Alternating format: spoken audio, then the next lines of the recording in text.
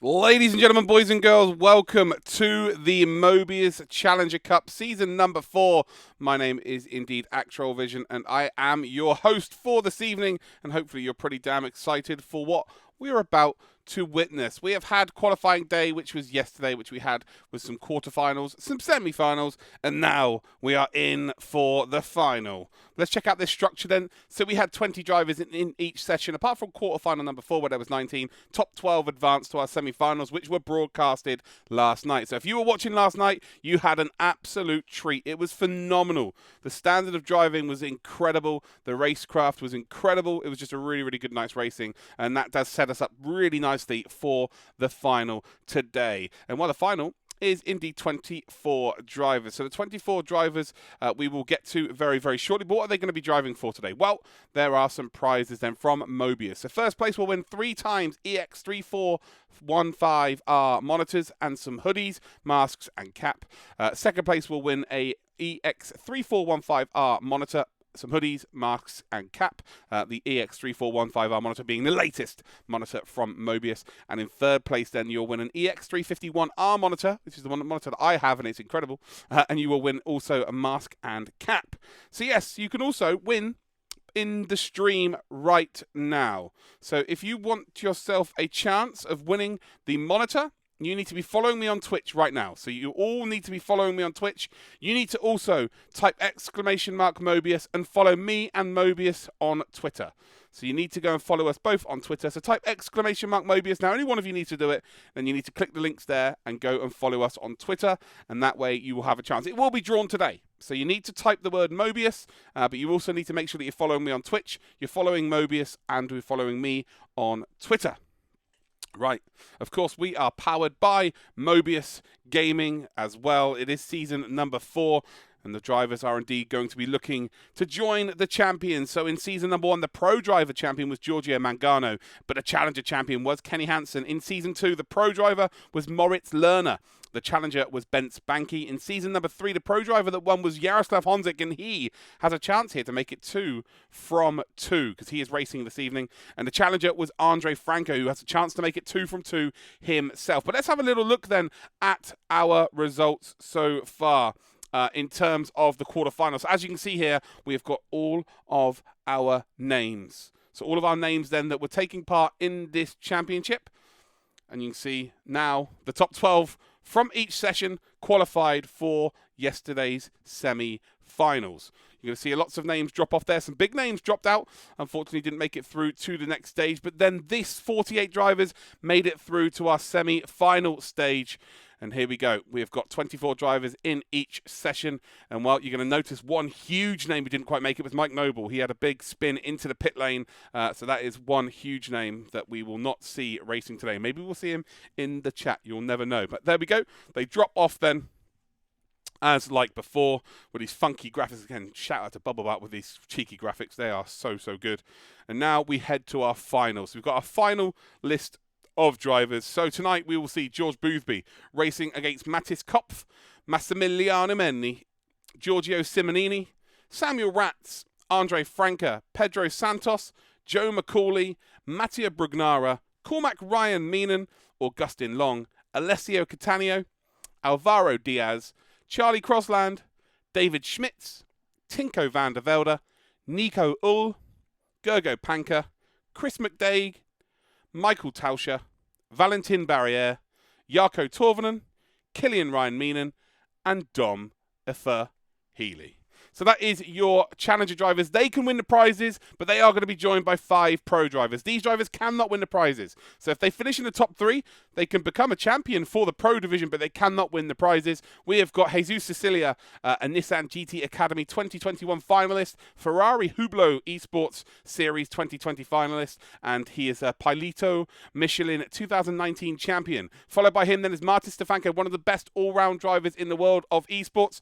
But he's never played ACC. This will be his first ever race today. I cannot wait for you guys to see the conditions that we are in as well. He is a V10R League 2020 runner-up, F1 esports driver for 2018 and 19, one of the most competitive esports there is, and a Virtual GP 2017 champion on AC. Brandon Abraham, then, he was the Logitech G Challenge champion for EMEA last year. Yaz Heat V10R League driver and a real world racing driver as well. We've got Elvin Smith, then, who was a Logitech G finalist in Europe and the world final in Vegas and Germany in 2019. McLaren Shadow V10R League driver and a Veloce esports hybrid driver, which means he performs over multiple games. Yaroslav Honzik, then, he is a Yaz Heat team ambassador of Abu Dhabi. He is also an ambassador of Yaz Marina Circuit, real BMW i30i champion in 2006, back when he had that baby face. And we've got 3 times Apex Online Racing GT3 champion 2018 and 2019. And as you can see there, most of them have got their arms crossed in the pro champion sim racing driver pose, and everyone knows you're not a pro driver unless you've got your arms crossed. So there we go, that is our drivers, but now let's head out onto the circuit here for the very first time. And as you can see, it is very moist here indeed. Very, very moist out on circuit today. And well, here we go. It's time for some racing action. 1 minute 30 seconds to go. And it is Cecilia then who is the fastest in these conditions. But the big, definitely the big kicker for this is the weather is going to get better. So this is the perfect scenario for me, is a wet qualifying session and then a dry race. That would be perfect. But remains to be seen what's going to happen. It is set to random, but we have got some moisture. Well, now it's time to say hello to all of you in the stream. How are you doing, guys? Hopefully you're well. Let's get the livery slides up on screen for you, so you can pick your favourite car, your favourite driver, your favourite number, or indeed your favourite nationality. Why on earth not? Let me know where you're from around the world.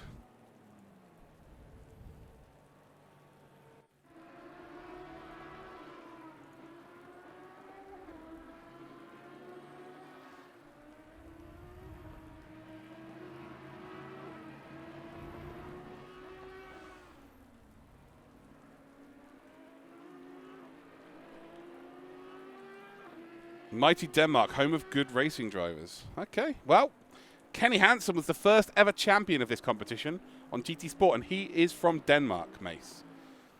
I mean, the field is, what, 50% Audi? Pick that. Well, they've all qualified via yesterday, so Kyalami, Audi is very, very strong for sure around the circuit, but they had to indeed go around Donington, and they also had to go around Suzuki yesterday in the same car that they chose. So they had to use the same car the whole time, and a few drivers missed out by gambling and being in the Audi because they thought they might easily qualify for the final. Ultimately, you're in a good shape if you've got the Audi, right? But it was across multiple different tracks here, so people have gambled, people have tried to take it on. Interesting. We've got Czech, nice. Caboose, how you doing? Welcome to the stream.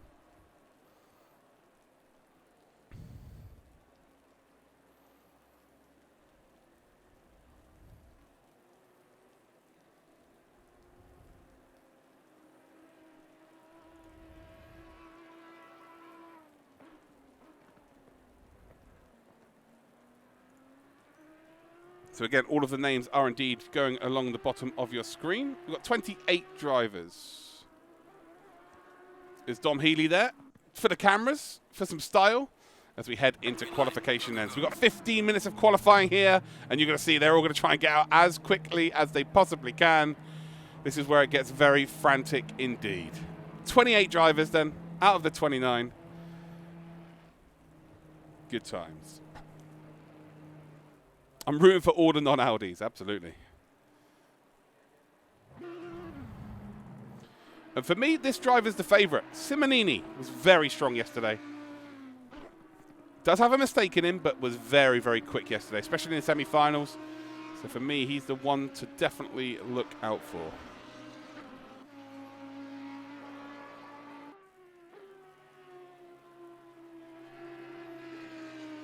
Gergo Panka representing the devs. He's got the dev hacks out there for sure. Remember, guys, if you are indeed wanting to be a part of the giveaway for the MOBIUZ monitor, you need to make sure that you're following MOBIUZ on Twitter, me on Twitter, and me on Twitch. Exclamation mark MOBIUZ. All the links will pop up there. That's what you need to be doing. And the draw will be made at the end of today's stream. So make sure that you type exclamation mark MOBIUZ, and you are good to indeed go. Welcome to the stream, though, guys. If you are new, let me know where you're from. That would be fantastic to hear where you are all from.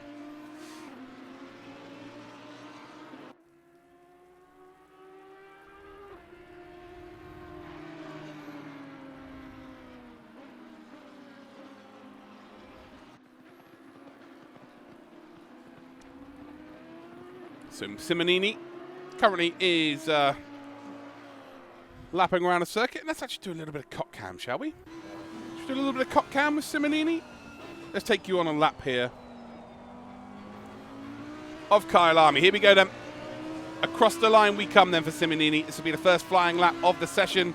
And well, turn number 1 here isn't really a turn. You can see here we're through the kink. No kink shaming in this chat today though, ladies and gentlemen. As we head then up in towards Crowthorne, which is indeed turn number 2. It's a hairpin, a big choke point. And then you've got this long run here in towards a section of corners here called the Duke Sky Sweep. In towards my favourite corner name in the history of motorsport, barbecue. Who doesn't like a barbecue, ladies and gentlemen? Then we've got the little long run here down in towards what will be like a slight valley corner through Sunset, as they call it. It's a much better Sunset corner than what you'd find at Sebring. Yes, I had to witness that for 12 hours very recently. We come through Clubhouse then, turn number 7. And again, it's all about using as much curb on the exit as you possibly can. But ultimately, in these conditions, it's high risk, high reward. Through the S's then. Every track should have a set of S's. It's just the way it is. As we come up then towards Leeuwkop, which apparently in Dutch means lion's head. Fact of the day, from Bubble Butt that is, by the way. Through turn 11, and now we've got the long run down the hill here before we come through Mineshaft. And then the very appropriately named corner, the Crocodiles, because if you get this wrong, it will bite back for sure. It's a bit of a runoff there, but if you hit that curb wrong, you will be off the circuit quicker than you can say Crocodile's shoes. Through Cheetah they come, and then they come up towards the final corner here, Ingwe, turn number 16. And well, these drivers have got 2 hours of this, and this will be the first time posted, I think, maybe the second actually. Yeah, it will be the first time. Across the line then for Simmonini, and it's a 45.3, very competitive time. Not sure whether that will be, whether that will be pole position or not, but ultimately not a bad time to set things off. Jaroslav Honzik then is in 2nd, Valentin Barrier 3rd, Tauscher 4th, Samuel Ratz in 5th, Chris McDade is in 6th. The weather is going to get better during the session, so it more than likely will be the last driver across the line here. Will have the best shout of getting the best time. Let's give Honzik a little bit of camera time as well. He's gone for a very funky livery. Absolutely delightful bit of work there from him. Absolutely love the colour scheme here. Of course, we are in South Africa. He's gone for the South African Audi livery as well. Nice. How are we all doing in the chat then, guys? You all good? Hope you're all well. Neko, thank you, bud. Skirakato, please keep it to English only. Thank you. SF Benner, how you doing? Who are we supporting? Who do you want to see do well today?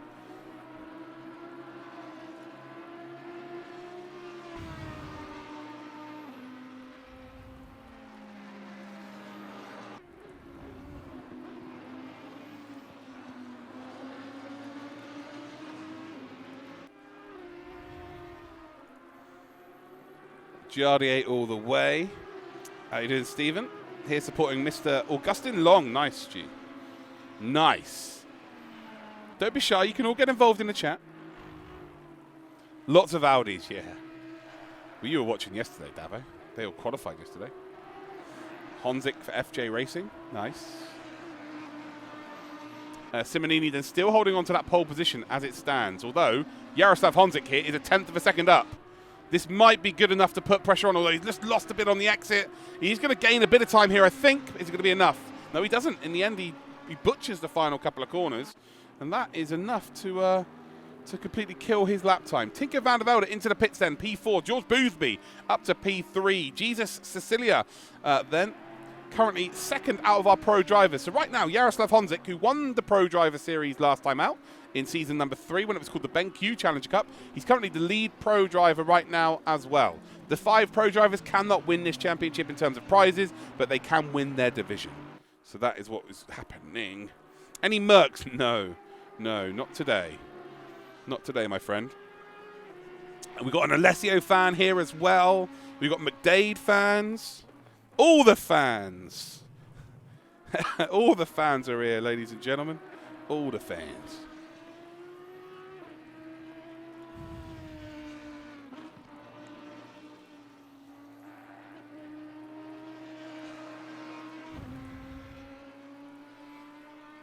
pretty sure I saw a polo. It's always a polo. There is always a polo. That is a fact. Fact of life, guys. Remember, if you want to find out the information about the giveaway for the incredible monitor, type !MOBIUZ. There's a few things that you need to do. So you need to make sure that you're following as well. Out. Cheers, bud. Hey, I got no I got fans. I got fans. I think I've got fans. So you need to make sure that you're following me on Twitch. You need to make sure you're following me on Twitter, and you're following MOBIUZ on Twitter as well. !MOBIUZ. All of the links will pop up there, and you are golden here. Giorgio Simmonini then is still the one to beat. Cecilia moves up into P7 as it stands. No one's improving on their time, apart from David Schmitz. So Schmitz right now in the number 179, of course, in Audi. Is currently he was 0.3 of a second up, now 0.2 of a second up. So lost a little bit on exit. You want some? So yeah, just a little bit of time lost there by David Schmitz.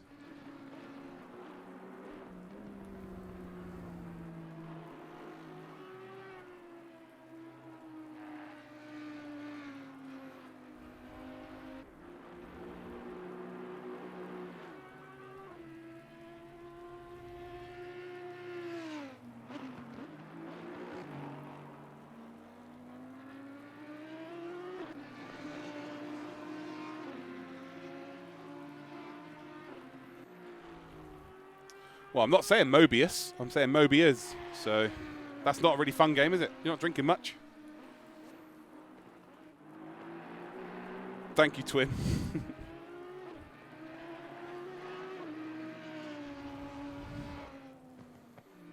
So at least get it right.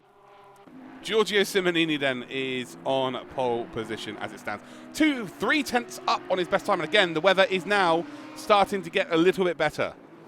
So starting to... Yeah, I reckon it's going to be a dry race by the end, that's for sure. But we will probably start in wet conditions. So Simmonini, my favourite coming into this, is looking very, very strong indeed. The top 14 separated, they were separated by that, because Simmonini has just put in a 44.8. That is an unbelievable time. That is a ridiculous time. George Boothby is up by 1/10 of a second here. 5 minutes, 40 seconds less left to go. 5 minutes 35 seconds to go here. So here we go. Boothby, 0.6 of a second off the pace. He was up, but he's not anymore. Andre Franco's starting to find some form. Again, another driver that just seems to be very, very good at the ICGT circuits. He's going to need to find a bit more than 0.2, that's for sure. Half a second the difference, though, between Simmonini and everybody else right now.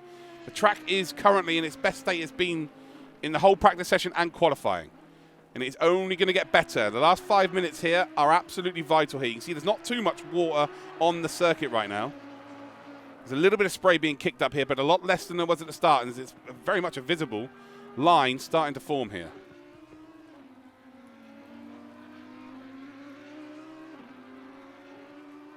Andre Franco then across the line. He's 0.2 up. He's going to find a P9 here, and he will only get faster, I'm sure of it. Big engine. This is the MOBIUZ Challenger Cup. So this was formerly called the BenQ Challenger Cup, but this is season number 4. We had the semi-finals last night, and now we've got the final this evening. So there we go.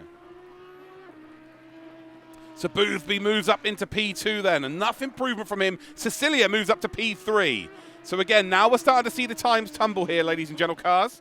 Martin Stefanko then, who is, again, an absolutely amazing all-rounder. Never played this game before. He's moved up to a top 10. A top 10 in this field is ridiculous. Stefanko, I told you, one of the best all-rounders around, and he's proving that right now. 0.8 of a second off of Simmonini's time, but realistically, what is he? He's 0.4 of a second off of second position. The times are tumbling here. Cecilia's up by 0.2 of a second. Joe McCauley is up by 3/10 of a second now as it stands. Jaroslav Honzik is finding some form now. Tinko van der Velde is up on his time. He's the lead driver out of everybody up on their time so far. So now we're starting to get a little bit of excitement here.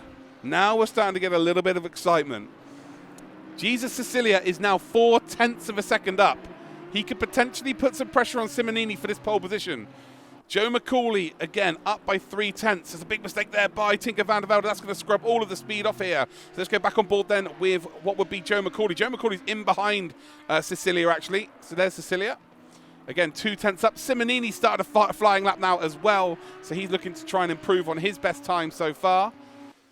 Around the final few corners we come then. Cecilia, 2/10 up. Joe McCauley is flying, by the way. He is just up in behind here in that grey Audi. So as it stands, I think he might be, well, no, maybe not take pole, but he's going to be close. Cecilia then 2/10 better off now. He moves up to second position. Joe McCauley, where's Joe? Second. He takes second as well. So here we go.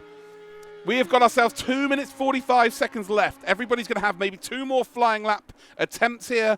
It could come down to the last driver crossing the line. The track is getting quicker and quicker and quicker. Jaroslav Honzik then finds an extra 1/10 of a second on entry to the corner, but he's lost it on exit here. So again, he's got 2 attempts still. 2 minutes 28 seconds to go. So he's got 2 attempts to try and get ahead of Jesus Cecilia, because right now, Cecilia is the lead pro driver. Right now, Cecilia is P3, Honzik P5. We go a bit further down there. Stefanko is in P10, Elvin Smith is in P14, and Abraham is in P19. That's your 5 pro drivers. They cannot win the prizes today, but they are going for the pro title. But right now, Giorgio Simmonini is the lead driver in terms of the challenges, which can win all of the prizes. Time check here. George Boothby's just been displaced down into P4. He is really bang on it right now. He will get another attempt as well, but he is up by a 1/10. And right now, a 1/10 of a second is going to be good enough to move up 1 position. Kind of keeps giving it back, though. So let's go on board with George. 3/10 of a second being gained here by Killian Ryan Meenan right now, although he's binned it. He's lost it, so don't worry about him. Giorgio Simmonini has not improved. No, he did not improve. And there's a lot of time lost there by George. George had to go round the outside of the Bentley, and that is going to have cost him here. He was bang on the same sort of time as he produced before there, so I don't think it was going to be a worldie of a time. But ultimately, yeah, it's cost him a little bit of time for sure. Andre Franke then has just gone up to P6 as they all now start their final flying laps here. Their final attempts around this circuit to try and get into that top 2. Try and get into that top 3. Exciting times. Exciting times. Absolutely cannot wait for this. Rats and Killian Ryan Meenan both with exactly the same times as it stands. Who's going faster then? Who is going faster on their final attempt around the circuit in qualifying? 38 seconds to go. George Boothby is up once again. Simmonini, though, the man to beat, is also up here. He's covering off everybody nicely. Down the hill he comes. He's just kind of lost something on exit there as well. So again, the track is definitely getting faster, but then just not able to extract that time as of yet. Nerves will be kicking in as well.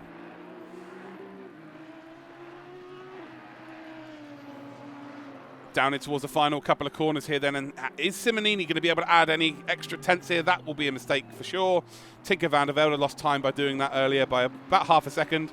And the same could be said here for Simmonini. He might improve just a touch here across the line. He will go. Does he manage to find any hundredths here? No, he does not. Doesn't look like anyone else is going faster in behind, although McDade is the only one. It's a 1/10 of a second here, and this will gain in 2 spots. So this could be an incredible 1/10 of a second. So around the final corner we come, and the Lamborghini here, a 1/10 is going to be huge at this stage of this race, or this qualifying session. Across the line he goes, and it is 7th position. So he's gained 2 positions, although Killian is up by a 1/10 himself, so he might be able to retake that position. Simmonini is done. Cecilia is done. Jaroslav Honzik is done. Andre Franke is done. Yeah, he is done. Chris McDade is done. Samuel Ratz is on a flyer here, but he is not going any faster. Killian Ryan Meenan is not only going faster, but he's 3/10 of a second up.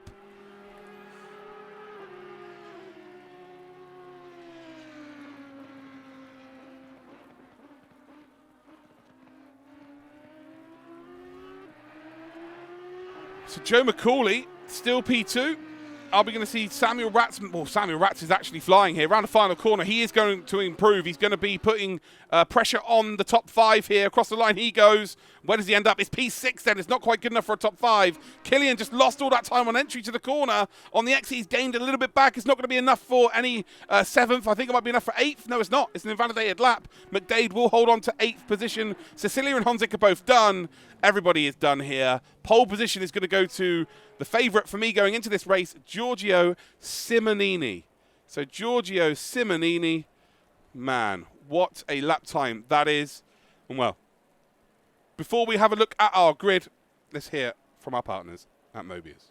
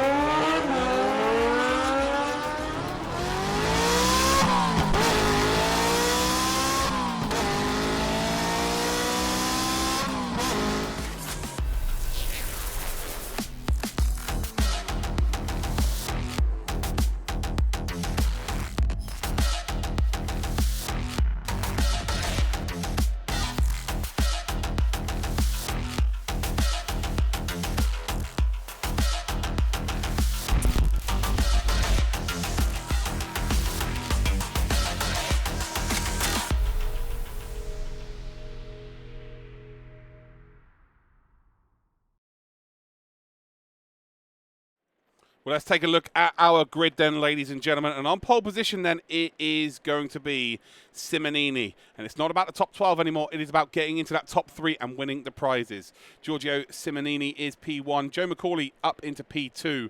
George Boothby then is in P3. Jesus Cecilia is in P4. Jaroslav Honzik is in P5. What cars are he using? Oh, well, the whole top 5 are using the Audis right now. Definitely the stronger of the cars to use. We have then got Samuel Ratz in P6. Andre Franca in P7. Chris McDade is going to be in P8. We've got Killian Ryan Meenan in 9th position. Tinker van der Velde in 10th. Michael Tauscher will be starting in 11th spot in the Ferrari. Martin Stefanko then is in 12th position. Valentin Barriere is in 13th. Brandon Abraham then will start in 14th position. Alessio Cattaneo then will start in 15th. Dom Healey in 16th. Elvin Smith then is in 17th. Nico All in 18th. Cormac Ryan Meenan in 19th. Gergo Panka 20th. Massimiliano Meni is in 21st. Again, he qualified yesterday after getting a 15-second penalty. This guy's got some pace. David Schmitz then is in 22nd. Mattia Brugnara is in 23rd. Jarkko Torvanen in P24. Mattis Kopf is in 25th. Pedro Santos in P26. And then we've got Augustin Long in P27. And Alvaro Diaz in that bright orange Bentley in P28. Here we go. You're going to start to hear the engines roar. Looks like we're going to start with some wet conditions here, ladies and gentle cars, for the start of this race. And for the first 30 minutes, it's going to be light rain, so not going to be too crazy. But I would imagine that we've seen the rain decrease from practice into qualifying. If the trend continues, I think we might have a second half of this race in dry conditions. So we will find out, I guess, during the race. But let's get the livery slides on so you can pick your favourite car, your favourite driver, and all of that good stuff. Maybe your favourite nationality, but who are you all supporting? Please keep the chat in English as well so we can all have some fun together. Yeah, this race is brought to you by Oprah Winfrey. You have an Audi. You have an Audi. You have an Audi. Everybody has an Audi.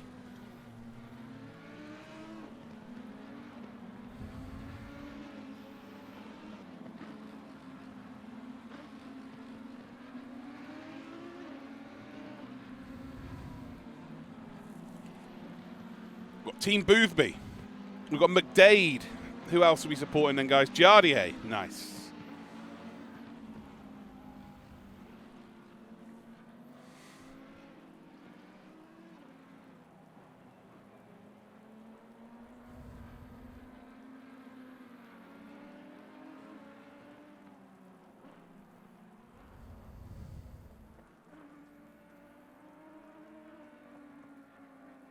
Also, if you want to send me a little message on Twitter, show me how you're watching the stream, @ActRollVision. So go and head to @ActRollVision on Twitter, and you can send me a picture of how you're watching, maybe what drink you've got, whether on the telly, or on the laptop or anything.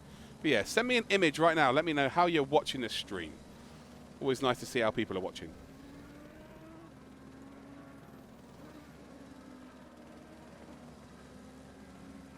Joker Moustache. Anybody can win the prizes apart from Jesus Cecilia, Jaroslav Honzik, Elvin Smith, Brandon Abraham, and Martin Stefanko. So those 5 cannot win the prizes. They are deemed as the pro drivers. Everybody else is challengers because they've come through all the qualifying phase during this competition.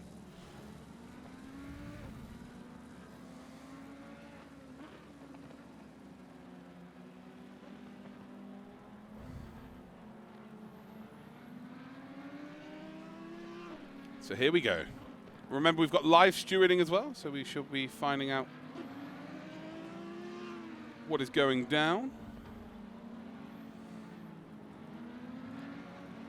Exciting times.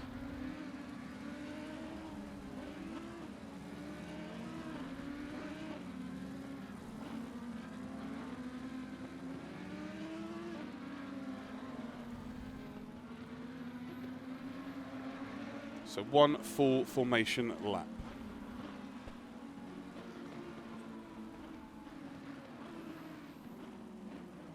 Oh, there's weather, all right. Track is damp conditions, as you can see. Temperature still 30 degrees. Track temperature 30 degrees, air 24. So that means if the rain stops, it's going to dry up very quickly indeed. But here we go then. Coming up towards that final couple of corners.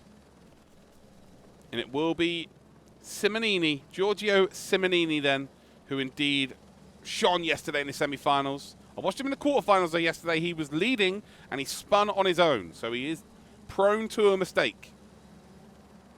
He is prone to a mistake here. As we come round then, the final corner, and they will indeed line up 2 by 2. A little bit staggered. And it is now the MOBIUZ Challenger Cup Season 4 finale, ladies and gentlemen. 24 challengers, 5 pro drivers. And who will take away the prizes? We're about to go green light racing, and we are now green light racing, baby. And it is Simmonini then that gets a very good start here. And all the Audis, you expect them all to get very similar starts here, as indeed they are the same car. Down in towards turn number 1. Then this is a big choke point here. This is where you can see a lot of incident and action, and hopefully everyone gets through there nicely. You don't want to see really any contact there at all as they come up then down into, oh, there's contact between 3 and 4. That is Boothby and Cecilia. So it looks like Cecilia's come through there nice and aggressively. Brandon Abraham finds himself in that black car with Valentin Barriere in behind him. Again, a very good start from everybody as it stands, I believe. Although, no, is there a couple of cars off the pack? No. Brandon Abraham's dropped right down, so he's had a mare of a start here. So at the front end, it stayed pretty much the same as it was, although Honzik, has he dropped some position? He's P9. No, P9. And he's making a late move up the inside, then a Samuel Ratz in the Lamborghini. The Lamborghini, I think, might have the drive here. Yeah, he does. So the Audi then trying to make a move up the inside. Samuel Ratz is going to say, no, not today. Thank you very much. Chris McDade then will be in what will be P9. So Honzik had made it up to P7. Tinker van der Velde is in the... Well, where's Tinker van der Velde? He is in the number 66, right? Yeah, he's in behind Andre Franke. So Franke is dropped down a position. Well, there's a bit of a mistake there by Killian Ryan Meenan. They're both team drivers as well. They both drive for the same team, Sidemax Motorsport. And they've got in behind them, they're Michi Tauscher in the Ferrari. So the Ferrari trying to come through here as well. They've got Brandon Abraham then in behind them. And at number 33. Let's check out the rest of our pro drivers. So Martin Stefanko then finds himself in P14. And Elvin Smith is no longer in the session. So, yeah, he's out of this race. Interesting to see. But Simmonini then is in P1. He's got himself a 6/10 of a second advantage here to Joe McCauley. Jesus Cecilia then is in P3. What a start from him, by the way. So he's making his advances in this race here. Not only a pro driver, but he want to try and beat all the challengers as well. In 4th then is George Boothby. We've got Samuel Ratz then in P5. Jaroslav Honzik is in P6. Chris McDade in P7. As they all start to now settle in 2 hours of racing, remember here, with 1 mandatory pit stop. And actually, the rain's going to get stronger. So we're not going to see a dry end to this race. It's going to get stronger as this race does indeed go on today. Andre Franken is in P8. Tinker van der Velde P9. Killian Ryan Meen in P10. Michael Tauscher then is in P11. Brandon Abraham is in P12. Valentin Barriere in P13. Stefanko P14. Nico Ull is in P15 as there's some moves being made here. Just in front. Well, actually, hold on. Is it Valentin Barriere? Barriere trying to make a move here on Brandon Abraham. But look at this. Look how close they are here on lap 2. What a clean start, by the way. What a clean start it was. How many challengers will pros murder? No. They're all similar level drivers. They'll be fine. Why have a lot of people now changed to the Audi? No one's changed their car, bud. They're all driving exactly the same car as they drove yesterday. Just lots of Audis qualified yesterday, bud. They've had to drive exactly the same car the whole competition. Look at Andre Franken, and there's some severe pressure here from Tinko van der Velde. So van der Velde in that red and black Audi. He's got Killian Ryan Meenan again, his teammate, in behind him. And they've got in behind them Michi Tauscher. Everyone, again, still very, very close. Very, very close here. Kyalami just proving once again why it's such a phenomenal racing circuit. But the lead then is now 7/10 of a second. So Joe McCauley not really being able to hang here with Simmonini. And you can see here the tyres are all starting to overheat for sure. So there's not really enough moisture on the circuit to warrant wet tyres. That's why you're seeing drivers move off of the racing line. That should indeed in 30 minutes increase, but the chances of punctures at this early stage is huge. So they're not all going to be on the limit here. And if they are, they're taking a high risk. So be aware of the potential of Simmonini. Pedro Santos then finds himself at the back of the pack here with Mattia Brugnara, Matthias Kopf, then in behind Augustin Long. I wonder if some drivers may have even tried to guess that the weather was going to get better, and indeed gone for dry tyres. It would have been a real bold call, but you never know. Alvaro Diaz, and he was P28 on the grid. He's now up to P23. Jarko Torven has moved up as well. He's 24th. Massimiliano Meni was 23rd. We've then got Dom Healey in P20, David Schmitz, Cormac Ryan Meenan as well, Gergo Panka, Alessio Cattaneo. Say there's some definite fans for Alessio in the chat, that is for sure. Nico All is in P15. Martin Stefanko then, with a little bit of breathing room here, although makes a bit of a mistake there. Valentin Barriere and Brandon Abraham nearly having a coming together. And it looks like this is going to be a race-long battle between the two.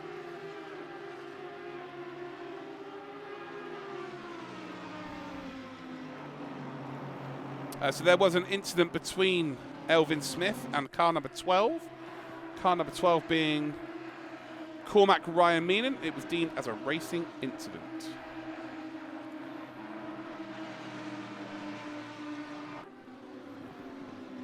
Four-star General, welcome. Simmonini is a rocket. Yeah, he is. He's really, really quick.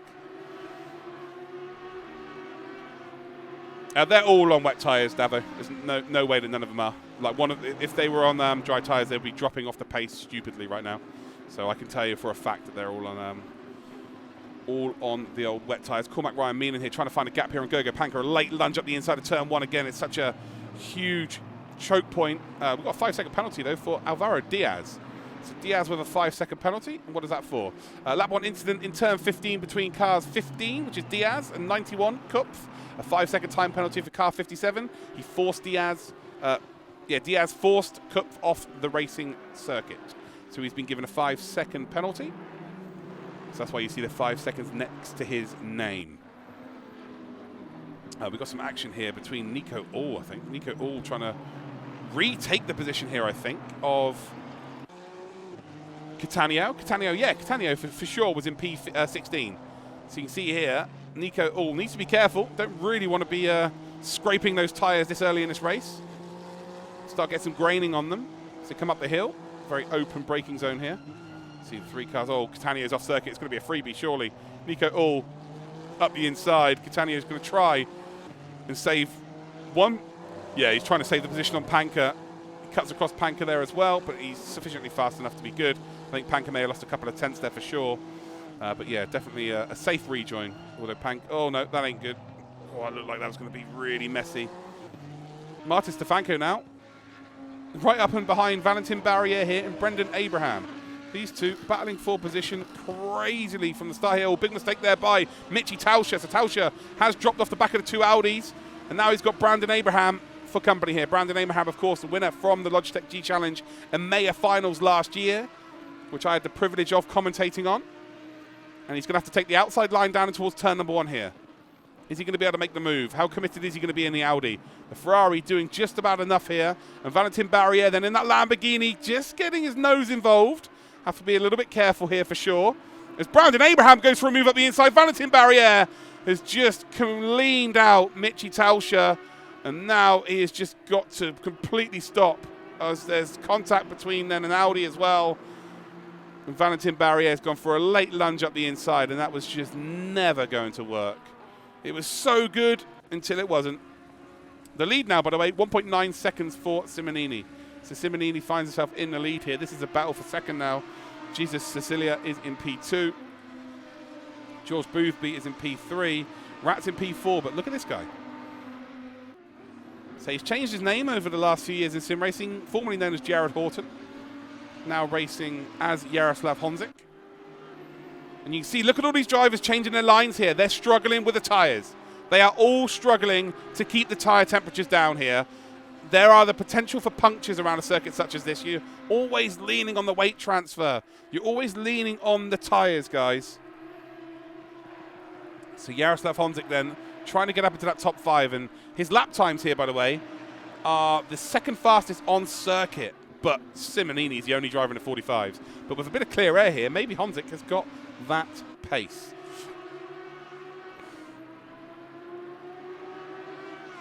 Did I just see someone say poor Valentin when he was the one who's just caused that?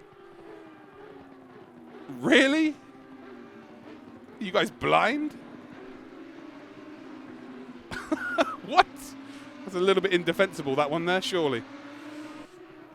So Honzik then in behind Rats. This is going to be a nice little battle. Let's watch this from his cop cam. Oh, good cop cam.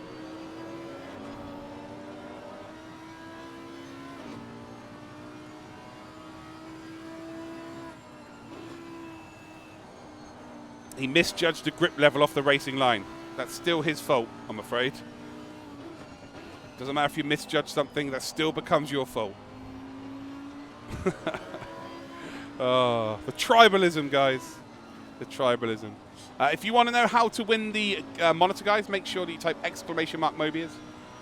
Type !MOBIUZ. That gives you all the links you need to follow. You need to follow 2 Twitter accounts and follow this stream as well.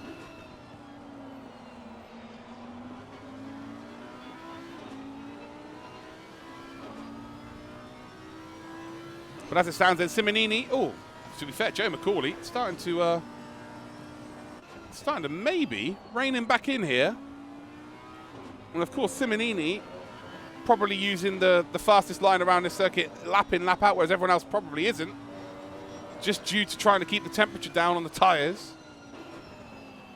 And has Simmonini gone out too fast? That's the big question at this point in the race. Has he gone out too quick here? So the rain is due to come in 30 minutes. So again, it's all about managing your tyres in this first phase of this race. You don't want to have to come into pit too early, that's for sure. The Jared Army. Welcome, Jared Army. He's doing well. Your boy's doing well. It's relatively close here to Samuel Rats. But if there's one driver that's difficult to pass at the best of times, it's Samuel Rats, especially when it's moist conditions like it is right now. McDade and Andre Frank are having a little bit of a duke out here as well. They've got they've got in behind them Tinker van der Velde and Killian Ryan Meenan. Of course, Abraham and Stefanko got that position on to Michi Tauscher due to Valentin Barriere making that mistake.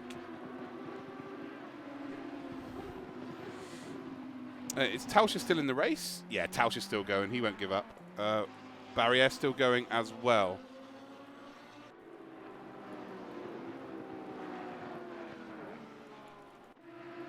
So these two Audis here, Killian and Tinko, as much as they are teammates, this is an individual championship, and yeah, there's being kind to each other. Oh, they're definitely not being kind to each other. Fair enough. I was just about to say, there's being kind to each other in the knockout stages when it's just getting top 12, but now it's all about trying to get into the top 3. They kind of really need to start being a bit more aggressive. See McDade there pulling over to the left of the circuit for himself, trying to get some moisture into the tyres, trying to get the temperatures down. So the last thing you want to be doing is creating any punctures here with 1 hour, 47 minutes to go. Still so much time for anything to go down as well. Captain Slow. Absolutely. Why not, eh? Oh, it's close, all right, Craggleton. It is close. It's going to be like this for the entire 1 hour, 47 minutes. So you guys settle in. Get your snacks. Get your drinks, because we are in for an absolute classic, I feel. Is Honzik going to be able to make a move here? We've seen him try and make a move into turn 1 before today. It hasn't quite worked out.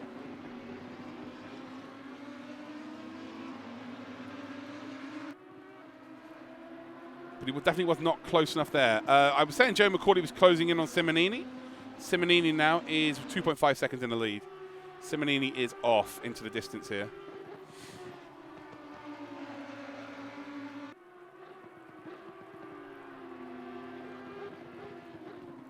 Cecilia, though, not letting anyone go here.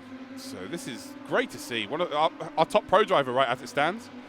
Obviously, Honzik, if he gets past Samuel Ratskin, they may be going down and chase these down, but not quite able to get past Rats here. Again, let's watch it from the chase cam. Through the S's they come. He's grabbed a lot of curb there, which means he won't be able to get the power as early as Rats. Rats, though, able to drive away in the Lamborghini. He's going to be able to live to fight another day. Look at this livery, though. Love the South African twang to this livery while we're in Kyalami. I'm sure he would have preferred to be nice and sunny for the car and the livery, but ultimately it is random weather. When it comes to ACR, we tend to have rain. It's just the way it is. That is just the way it is.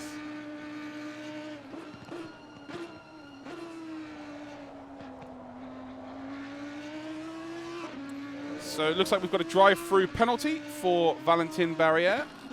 Yeah, a drive-through penalty then for him with that incident on Mitchie Tauscher. Tauscher now is in 27th, so Barriere now is going to drop right off the pace here. But he has indeed received a drive-through penalty.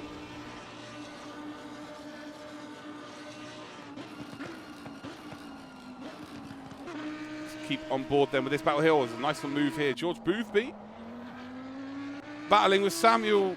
Hold on, no, he's just overtaken Jesus Cecilia. So Cecilia is now dropped down into P4. And what pace does Boothby have? With clear air, might be able to see a very, very quick transition now.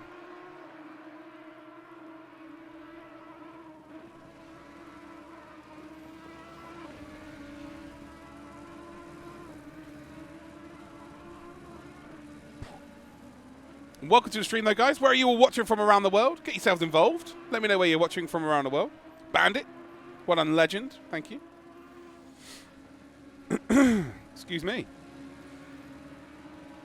So, yeah, very, very clean start, considering the weather conditions, the circuit, the similarity in pace. We've had a 5-second penalty, and we've had a drive-through penalty. It's not bad at all. So we've got Brazil, 2 from Brazil. Finland, nice. UK, Sweden, nice. Estonia, wow, nice. Portugal, America. Luxembourg, Italy. California. Another Estonian, Jesus. Oh, okay, guys, chill out. Now you're going too quick.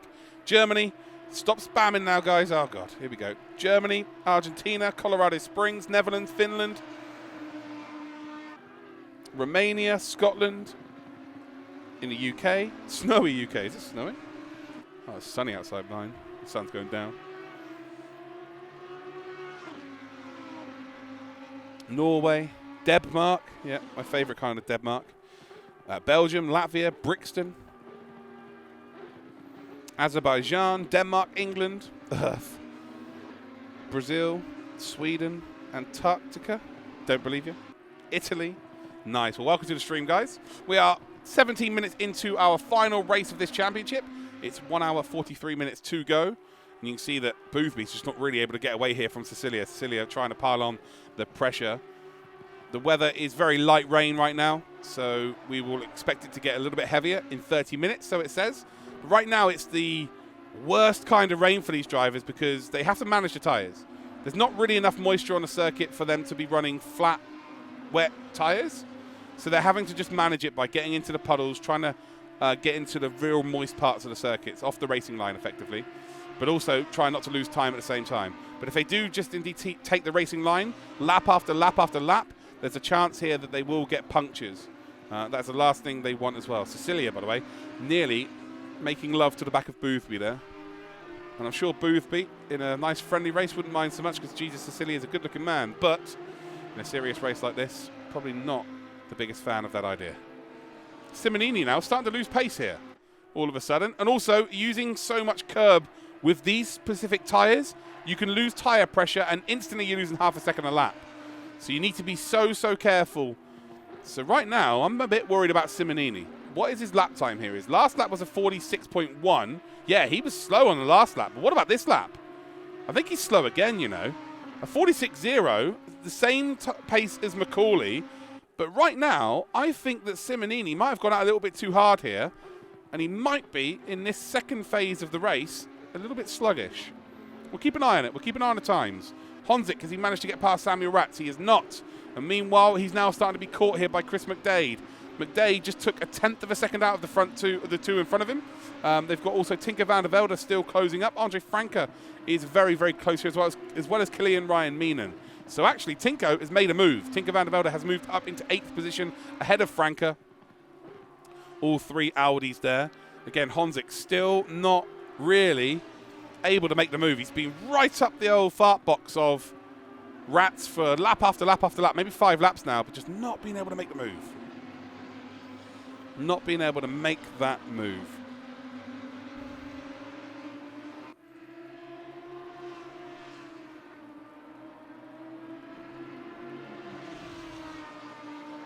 So again, up the hill here before they do come down the long stretch.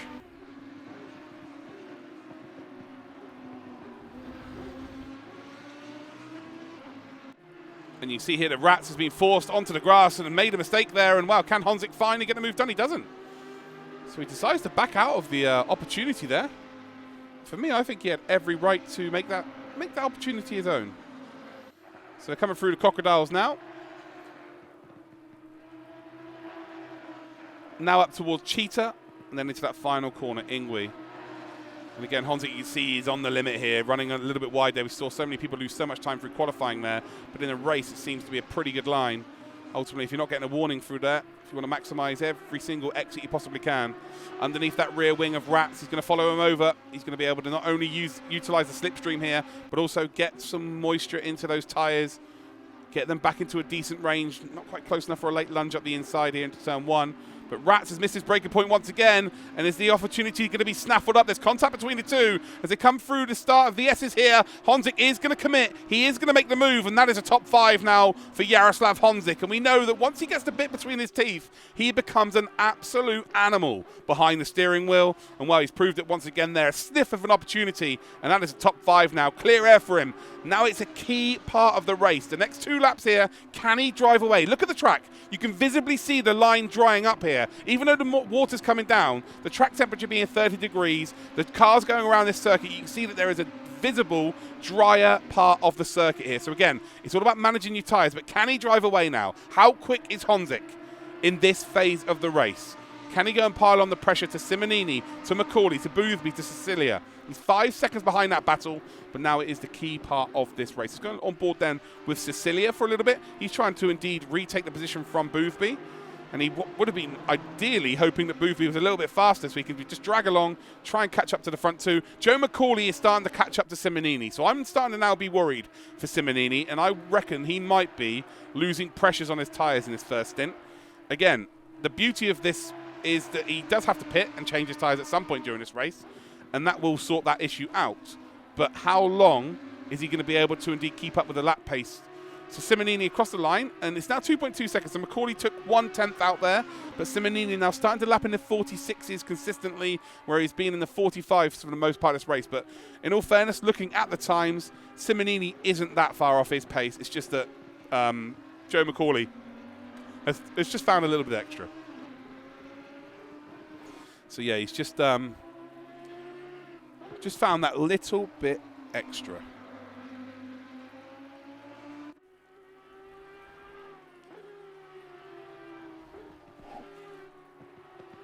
So Simmonini still leads here to Joe Macaulay. Boothby is in 3rd. That's the top 3 for the prizes. Even if Cecilia makes a move here, he cannot win the prizes. He's one of our pro drivers. There should be a nice little battle, though, starting to brew here. Cecilia and Honzik, both pro drivers. They'll be looking to take the pro championship here as well. But this is very close indeed. Can Cecilia potentially make a move on Boothby again? These two have been battling for the entirety of this race. Now 12 laps from the start. From the green lights up over the crest then. There's a little bit of a mistake there by Boothby. Again, you can take multiple lines through there, but the track does fall away through that part of the corner, but then it is more cambered there on the second left-hander. Up towards the Crocodiles once again in Cecilia. Trying to go in a bit more acute. That's more to force a mistake from Boothby than anything else. Joe Macaulay's gained another 1/10 of a second, by the way, on Simmonini, so that is really coming down. So you may think a 1/10 of a second, that's 20 laps if it continues catching like this. But if he gets to within sort of 1.2 seconds, he will start to gain slipstream. Across the line they've come. What is the gap? 2 seconds. So Macaulay took 0.2 of a second out on that previous lap there. So very, very interesting indeed. Down towards turn number 1.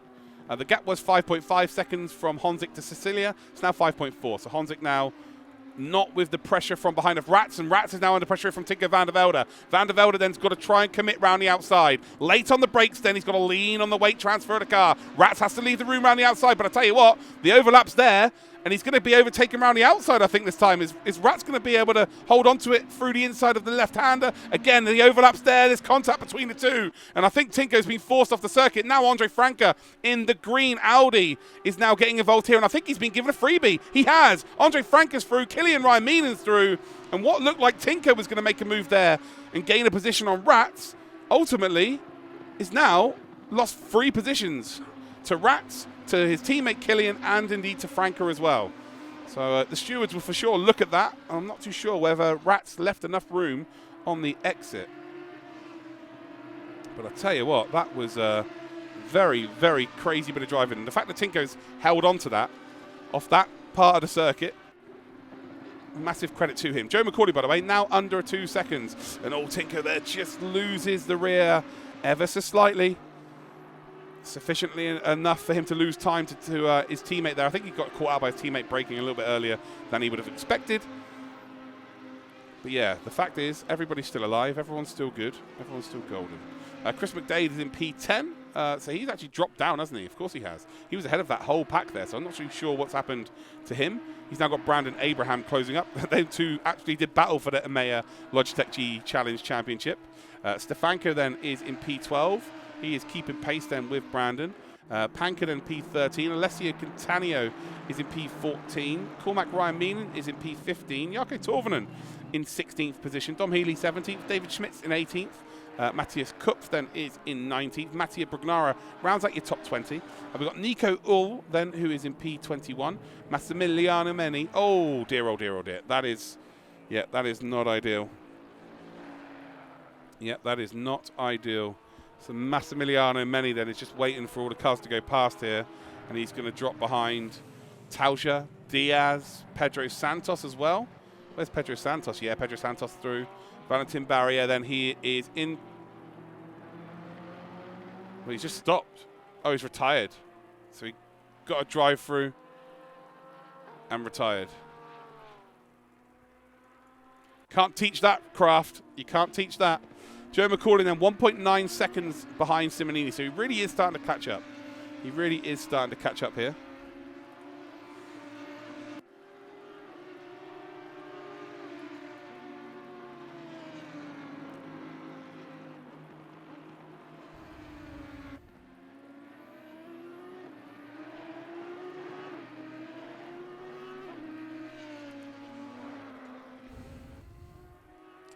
So it looks like we've got a rage quit from Elvin Smith, and we've got a rage quit from Valentin Barrier. George Boothby then, P3, still under some severe pressure here. How close is now Honzik? Honzik is not catching these two. So these two, even though they're battling as closely as they are still pulling away. So they're lapping very quickly indeed.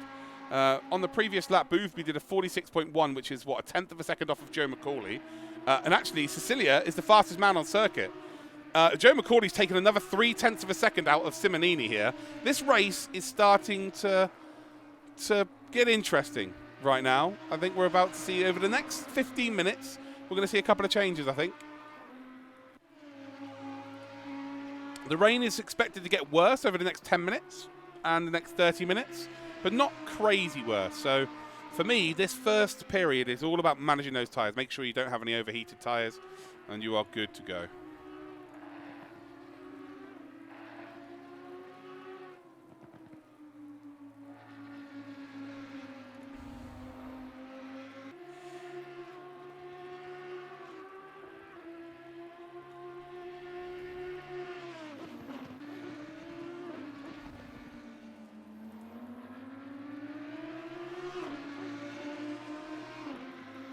So can Cecilia retake the position?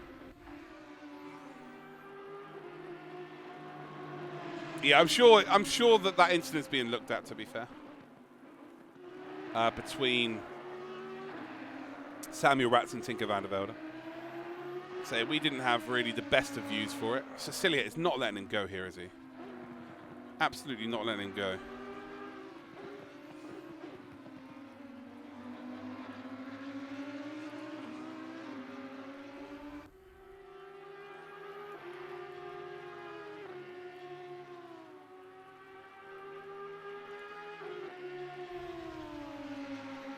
So the incident between Samuel Ratz and Tinker van der Velde was deemed a racing incident. So it looks like they were just racing hard. Samuel Ratz didn't do anything wrong. Fair play. Again, I didn't really have a good enough view there to really make an informed opinion of this. And hold on, what's going on here? Why is there 3 cars all closed up all of a sudden? There was 3 cars. And one just dropped off. Where's Joe? Oh, there's Joe McCauley. 1.4 seconds, so he's starting to really close in on the lead here. Where's Killian? Has Killian dropped off? Oh, here we go. So this is the battle here. So it's Killian and Tinker van der Velde. Tinker van der Velde is going all the way around the outside. Franke, by the way, once he's been released by this group, is gone. Look at him catching up now to Honzik. And I think you'll find the Killian's just lost out here to Tinko. Good battling from the side max drivers. Very aggressive driving. Tinko's going to run out a little bit wide. Should be good enough, though, through the S's down the hill. And Killian aggressively tries to hold on to that position. Tinko aggressively tries to take the position. And they're both still alive, and that's a great little bit of battle there. And I'm sure we're going to see a bit more of that as indeed this race does indeed go on. I just think we're going to start to see different drivers now with a little bit more moisture on the circuit, get a little bit faster. Because the track will become not quicker, like in terms of lap time, but in terms of not having to save the tyres because you can just stick on the racing line, you're going to start to see drivers then be a bit more consistent, and people will realise this quicker than others. That's the beauty of rain driving. Andre Franke being an absolute key variable in that right now. He's just done a 146.149 on the previous lap. What's he done this time? He's just done a 46.5, so actually just lost some time. We've got Giorgio Simmonini and Joe McCauley have both done exactly the same lap time on the previous lap, a 46.146. So as we were looking at Tinker van der Velde, it looks like Boothby's been overtaken by Cecilia. Yes, so Boothby now down into P4. So we caught one overtake, we missed one. Ah. Oh dear.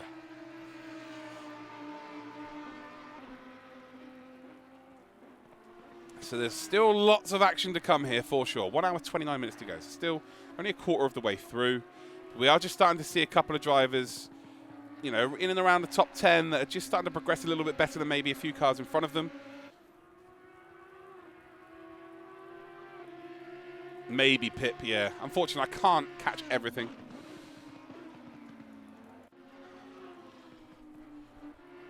So there's Tinko. Who's that behind? We've got Brandon Abraham and Stefanko still battling here, haven't we? Look at this. Stefanko just not being able to find a gap here on Abraham at all.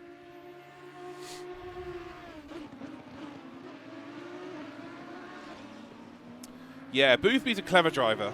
He's what I like to call a clever driver. He will notice situations where he could potentially gain time by letting someone go. So that's actually a really plausible statement there, DRT, for sure. That is very, very plausible. We know Cecilia just has pace. How quick is he now, though? That's the trouble. They've both lost so much time to the leaders. They're now 5.4 seconds behind. Honzik, I guess, was starting to catch them because he's now only 5.2 behind. He was 6 seconds behind. Let's do a lap also here on board with Joe McCauley, who is the fastest man on circuit right now. And let's turn up the engine noises.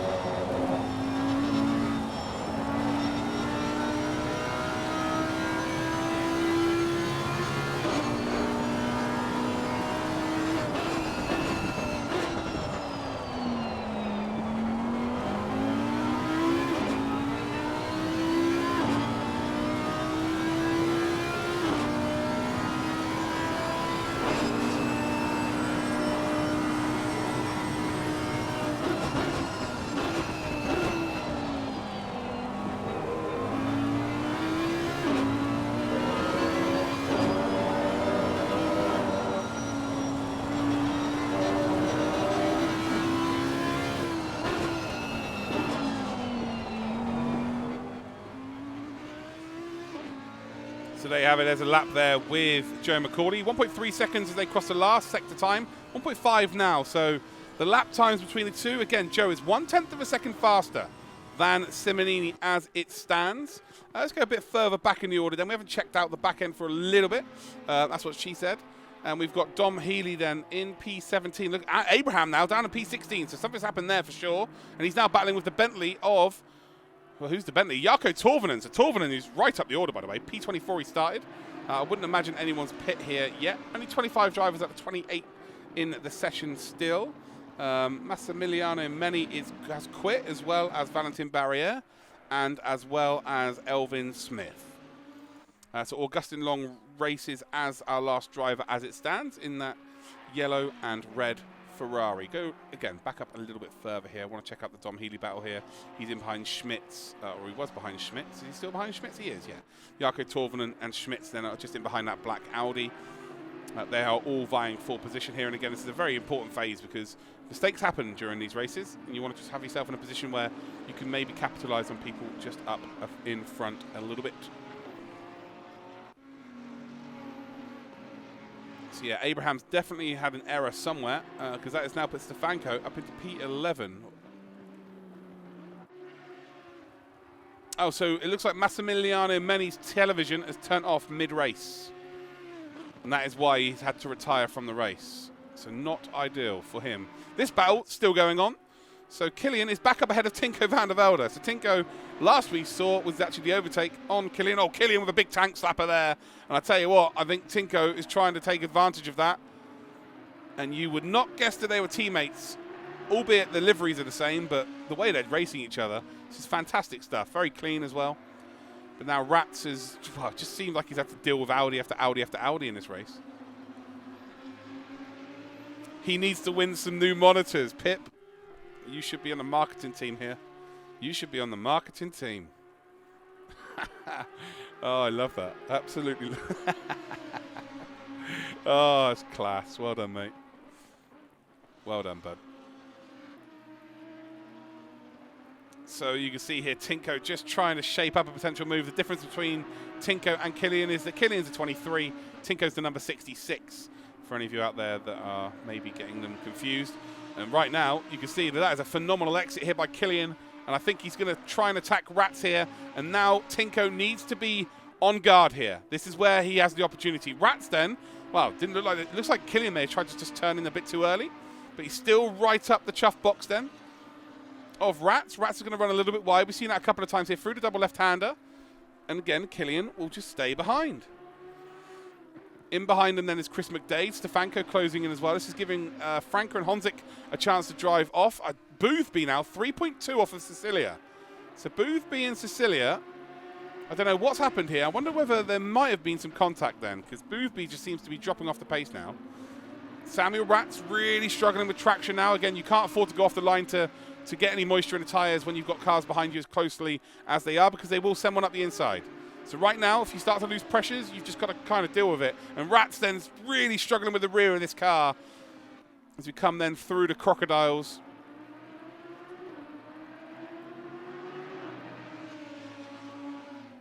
In towards the second to last corner here. Again, you're able to run quite far wide there. And actually, the Lamborghini dealing with the final few corners here very, very well. Very accomplished. And the Audis living to fight another day. Yeah, they are. So now, all of a sudden, it looked like Kilian was going to hard press that Lamborghini. He's now got a rear view mirror full of Tinko van der Velde.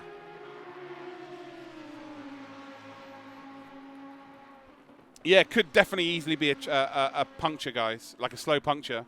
Again, that's what happens in these conditions. It really isn't quite wet enough for full wets, but you couldn't get away with dries. It's just kind of that in-between weather right now that no racing driver likes.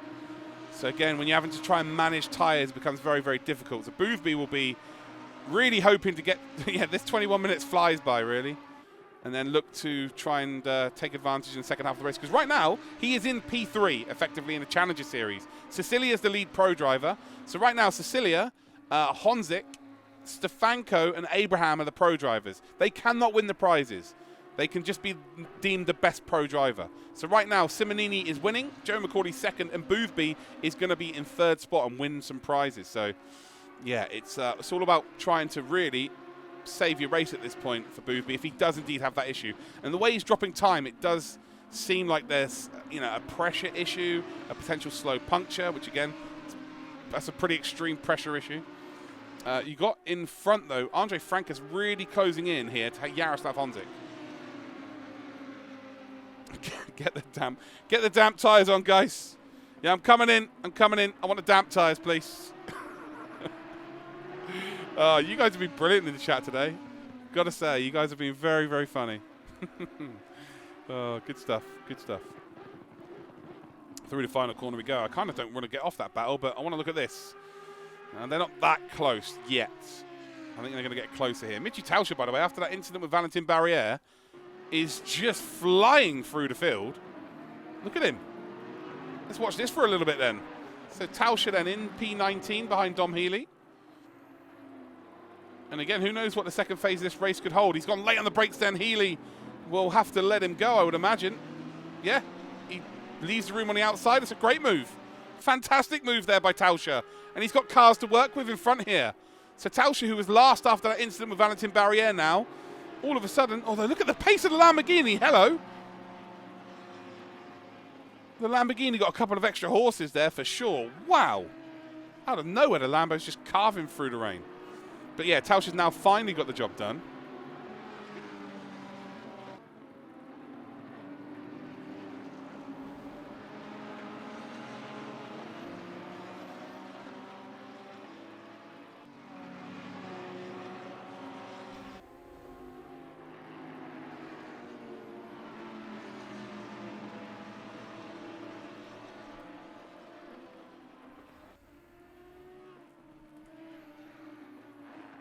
So yeah, Michi Tauscher's the one to watch out for here, really. So he's flying through the pack. Lap times 47.5s again. He's in the middle of the pack, so there's not much you can do about that. Tinko's still battling with Killian and Samuel Ratz. But I've got a funny suspicion here that Michi Tauscher's going to be going past these drivers very, very quickly indeed.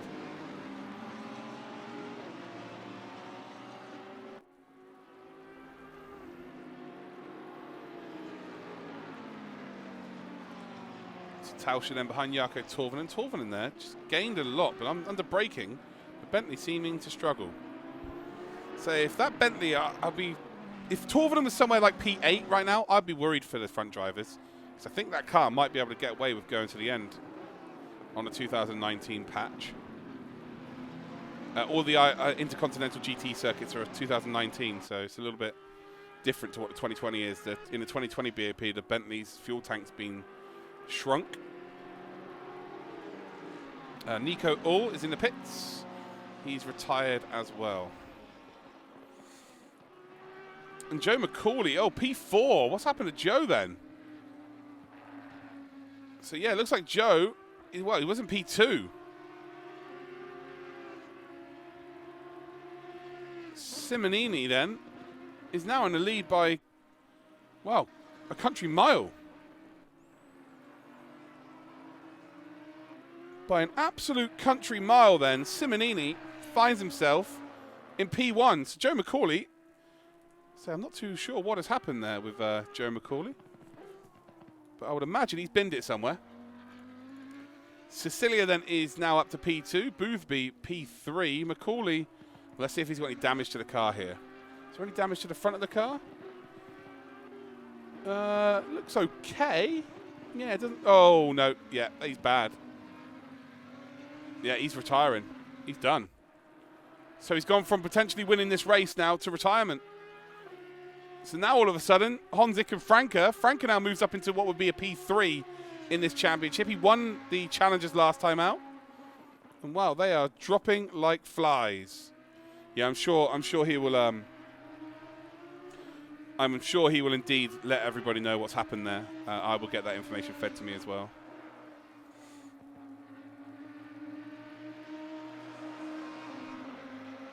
Welcome to all of you in the stream tonight. Let me know where you're watching from around the world. Also, if you would like to win yourself the MOBIUZ gaming monitor, type !Mobius. There's a few things you need to do. You need to make sure you're following me on Twitch, first and foremost. You need to also make sure that you are following me on Twitter. You need to make sure that you're also following Mobius Gaming on Twitter. Both links, though, are in the !Mobius. But let me know in the chat where you're from. Where are you watching from, ladies and gentlemen, cars?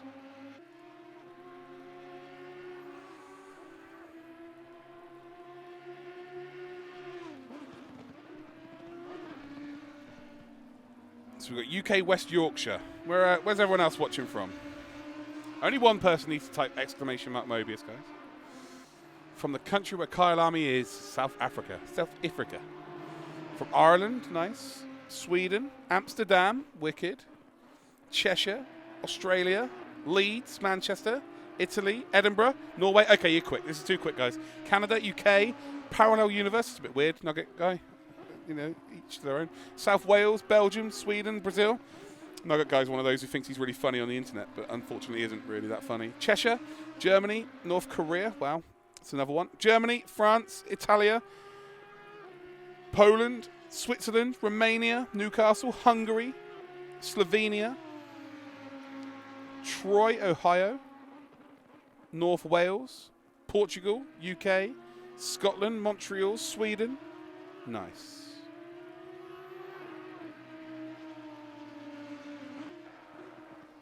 Yeah, we're not too sure what's happened to Macaulay here. I may have some information now. Oh, right. So Macaulay was having graphics issues, so low frames per second, and he retired for the safety of other drivers.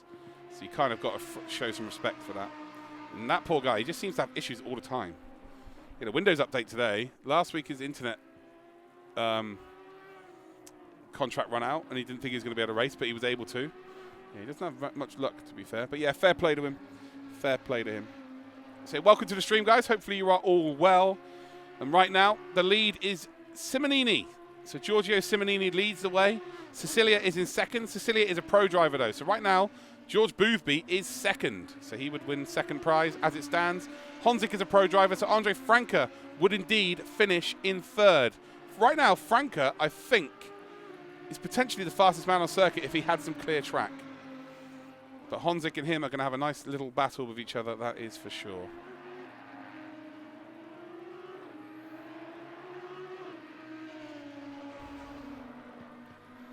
Yeah, getting a new GPU is not fun at present at all. So Franke then, let's check it out from Franke's perspective here. Let's check out a little bit of chase cam. While we check this out, we've got Tinker van der Velde in 6th position. Oh, what's happened here then? So Killian Ryan now down in 11th. Samuel Ratz is in 7th. Stefanko in 8th. Panker is in 9th. McDay 10th. So Killian down to 11th. So it looks like there might have been a bit of an issue there for sure.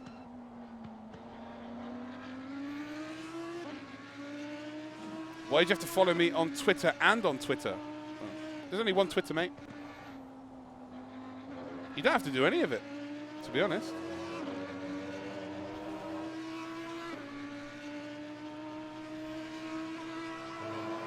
Catania in 12th. Cormac Ryan Meenan is in 13th. 14th for Schmitz.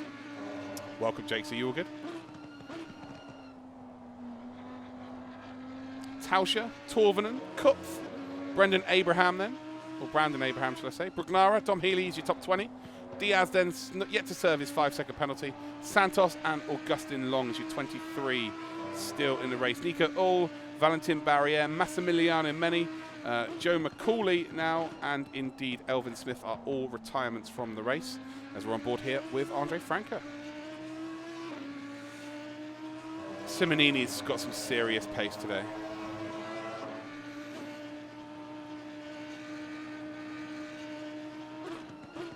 Yeah, Simonini is an absolute animal.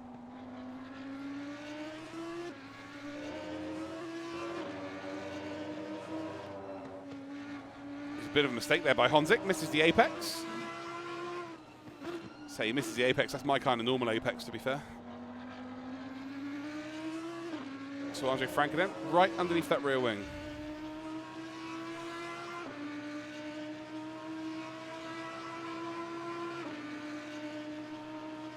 Here we go then. Oh, I think Honzik realises that Franke's quicker. He's letting him go. he realises that Frank is quicker here, and he wants to get dragged along. He's going to try and get dragged along. Clever play. Again, he knows he can't win the prizes here, but he would like to win the race overall. So he's going to get dragged along and hopefully catch up to Boothby. Cecilia now is lapping faster than our race leader. So all of a sudden here, Cecilia is closing in on Simmonini.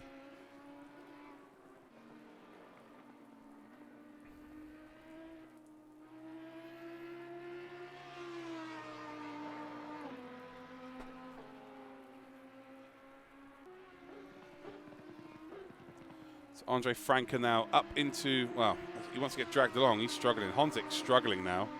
Wondering whether he might have issues with his, in terms of some pressures on his tyres. He's got 10 minutes left really until they will start to come into the pits. So it'll be very unlikely that many people will go off of the midway through the race pit stop strategy. Brugnara is rage quit as well.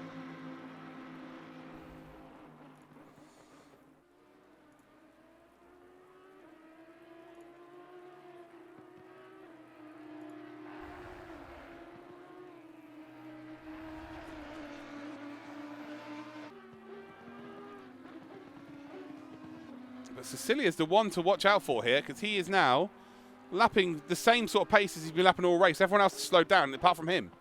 So he is in a bit of a different planet right now.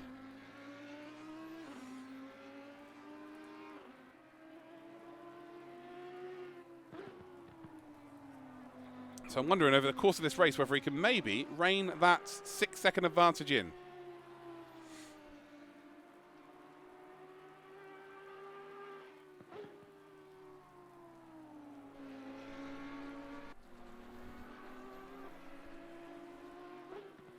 So as it stands then, we've got Giorgio Simmonini, P1, who's been leading from the start. Qualified pole, was under a lot of pressure from Macaulay, but unfortunately Joe's PC's crapped itself, which is not ideal. But yeah, Simmonini now with no real pressure on Cecilia, with 1 hour and 9 minutes to gain 6.5 seconds at the rate he's going. It won't make a difference, but he will try at the very least anyway to do so.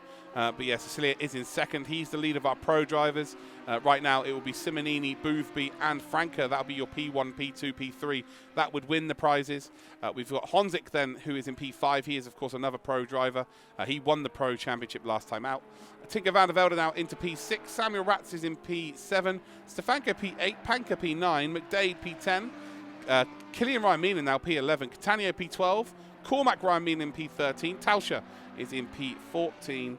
Jaco Torvinen 15th. Kopf then is in 16th. Healey 17th. Brendan Abraham 18th. Diaz 19th. Santos is in 20th. Long and Schmitz. Well, actually, it's Long is the last driver. So Schmitz is in the pits here. So he's actually, no, he's last. He's just pitting. So there we go. Schmitz is in the pits. We've had 6 retirements from this race.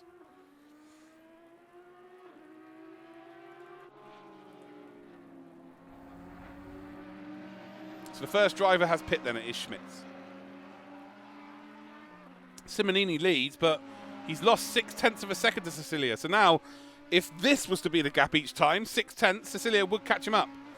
Boothby again struggling here. He's now getting caught here by Andre Franke. Killian is now up into P10. And he's now catching back up to McDade. So McDade P9 as it stands. McDade is pretty close here to Stefanko. And Stefanko is battling with Panka.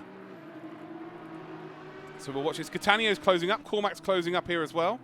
And Stefanko and Panka are going to have a nice little dance here at Kyalami.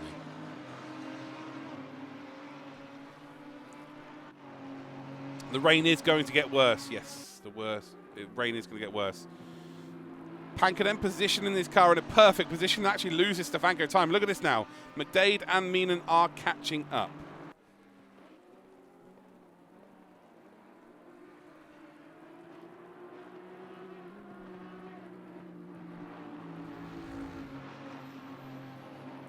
So can Stefanko do the job here? Samuel Ratz is coming early as well. So Samuel Ratz has got his pit stop out the way. So he must feel that he can go to the end. So I think he's going to try and get fresh rubber on now while the track hasn't got so much moisture on, and he can maybe put in some absolute flyers as the track is going to slow down. So that kind of makes sense. An early pit stop here might be a really good option. Yeah, I agree. Penguin. I really do agree with that. I think the track's going to only slow down now. And if you can get some absolute flyers here with minimal moisture on the circuit, you're good. Killian then does make the move on McDade. Well, let's go and see how he set that up then. So we go into chase cam here. So he goes out a little bit wide on there. There's a little bit of a tank slapper then from McDade. You can really see the water is coming down now. There's more spray being sent up. As they come down the hill through the left-hander down in towards the Crocodiles. On entry to the Crocodiles, is the door open? It is. And Killian says thank you very much. Grabs a load of curb there, and actually, it was quite easy, wasn't it? It was quite a comprehensive move in the end. It didn't look like there's anything special about that. But yeah, fair play. I guess the conditions do indeed help that fact, but maybe I'm downplaying that. Maybe I'm downplaying that a little bit too much. But it just looked like it was really easy for Killian. Fair play to Killian. No, he makes it up into P9 now, which is good for him. Andre Franca starting to close in potentially on Boothby. Yes, 1.5 seconds now, the gap between them. Cecilia on the previous lap did a 46.5. And actually Simmonini has responded, so a 46.4 for Simmonini. So again, he knew he was losing. Oh no, he's made a mistake here for sure. He's lost a whole second. So there we go. Simmonini now has lost a whole second to Cecilia. Cecilia. Oh. Sorry, guys.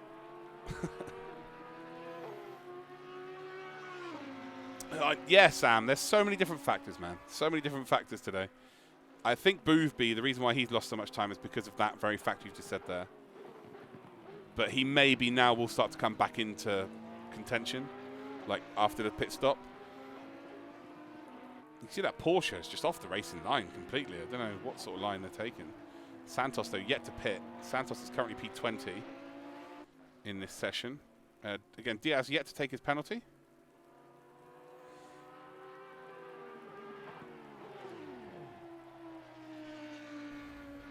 And there's a spin by Paolo. Off he goes.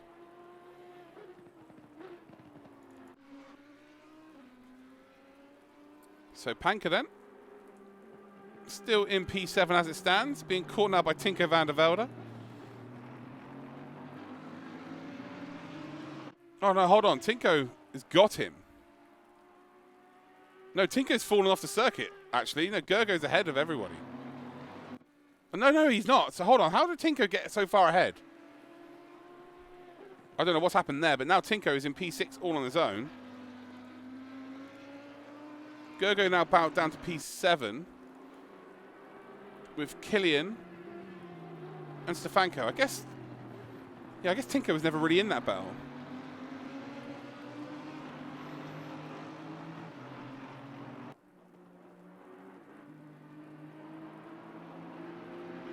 Yeah, they've been taking the tyre calling lines pretty much the whole race from the start, from lap 1. It's been a very interesting race. They won't have to do so much of that in the second stint, I don't think. So it's going to become more of a sprint in the second hour. So we've got 1 hour, 3 minutes to go. We should see most people coming in.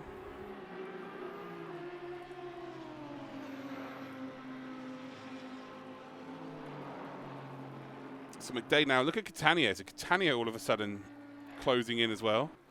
One of another Italian contingent.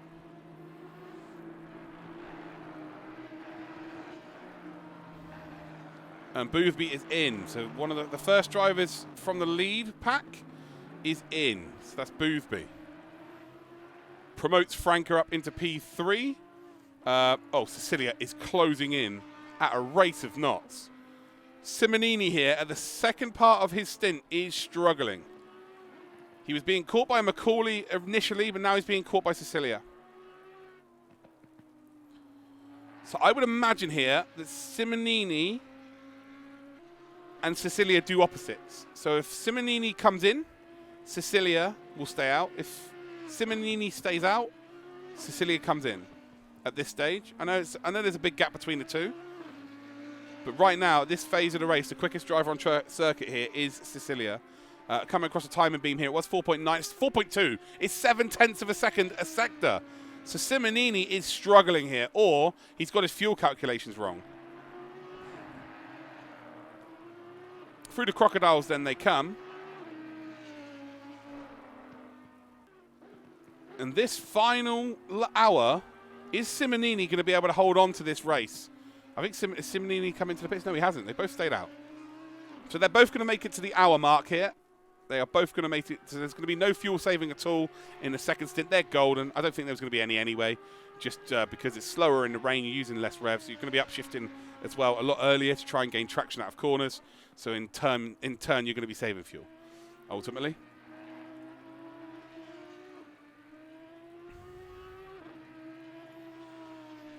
But Cecilia then still 4.1 seconds off of Simmonini. But again, that's 3 seconds gained here. Tinker Van der Velde's into the pits now as well. Killian's in the pits as well. So Killian decides to come in. And this is now going to be an interesting second phase of this race, isn't it? Make sure that you've got your drinks and snacks, ladies and gentlemen. So I'm pretty excited by how this is going to go down. So Cecilia now is 3.9. Simonini's made a mistake here. A huge mistake. What's happening? What is happening to him?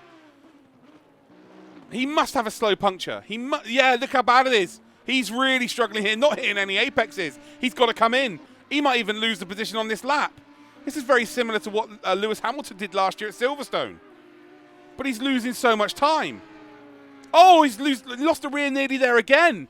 Yeah, he's got to come in. There's no way he can nurse this car for another lap. So the tyres are completely gone here. It's now 3.5 seconds. And again, you can see he's using all of the curbs here, but he's staying out. He stayed out. What is going on? So Cecilia's decided, Simonini stayed out. Cecilia is closing him down. Let's go and check this out from his cock cam. And while we can visibly see this coming out, it's going to be under 3 seconds, surely. 59 minutes, 40 seconds to go. It's 3.3 seconds. Simmonini is being caught, ladies and gentlemen. Simmonini is being really caught here. And again, he's missed the apex of turn 1. And let's actually go on board with Simmonini and just see what he's struggling with particularly. He's going into corners so slow. He's got no trust in the car. He's got no trust in the grip of the car. But why did he stay out? The only thing I could sense really that could be why he stayed out is that he didn't have his pit stop ready in his heads-up display. That's the only reason I would say that he stayed out here. It's 3.4 seconds. So actually, his first sector was relatively good there. But you can see that he is on the ragged edge right now. That's what I said, G. I did say that earlier that he might have gone out too quick. But if you offered him going out too quick, but at the pit stop phase being 3.4 seconds in the lead of the race, you take it, right? That's the whole point of going out quick.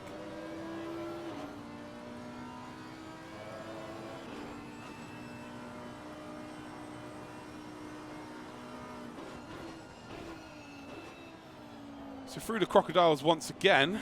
We're at 3.1 seconds here, so yeah, something right. He surely comes in now. Like, I'd be so surprised if he's staying out now. There he is. Right, okay. Cecilia, for me, has to come in as well. There's no reason for him to stay out here. They're all got to change tyres, and you want to maximise the fresh usage of tyres, right? So Cecilia stayed out. I guess you've got to respect it. But he will now take the lead of the race.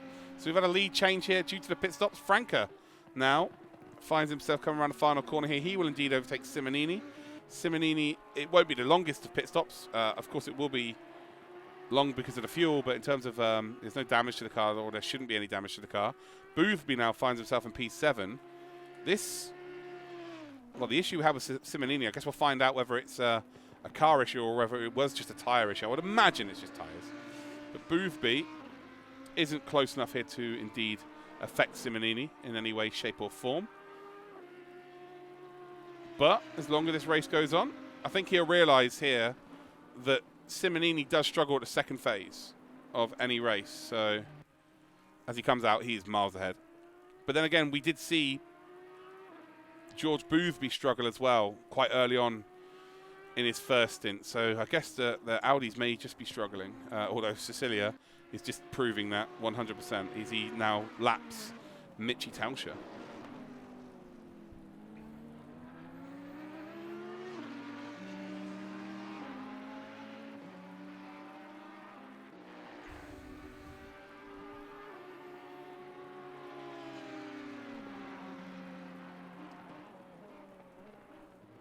For me, Pip, he's lapping, so Cecilia's lapping now about 0.6 of a second slower than he was at the start of this race with fresh tyres. So I feel like he, at this stage of the race, if he puts some fresh rubber on now, he would have that pace. What's happened to Cormac Ryan Meenan here then? So Cormac, let's go back here and check out what's happened here. So there's battle between him and Catania. So Cormac's there off the circuit. Oh, Catania just completely closes the door, or just moves left there, so Cormac couldn't regain. Yeah, that would definitely be looked at. But for me, Catania just turned left when he didn't need to. Jesus Cecilia comes into the pits then. What was his in-lap like? I guess this is where we're going to find out if he does take the overall lead. I can't imagine he takes the overall lead here. That would be absolutely crazy. Yeah, here we go. So here's Simmonini as the weather is now starting to indeed get a little bit heavier. And where is Cecilia? So Cecilia is coming out now. Yeah, there we go. So there's Simmonini. Actually, Simonini's gained a lot of time here. I think Simmonini might have gained. He might be back to about 6 seconds up on the lead here. So Cecilia has not had a good pit stop phase at all. At all. Simonini.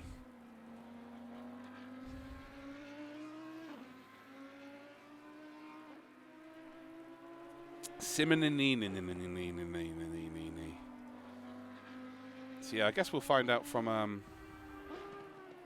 we'll find out from the stewards if there's any investigation in the Cormac and Catania incident.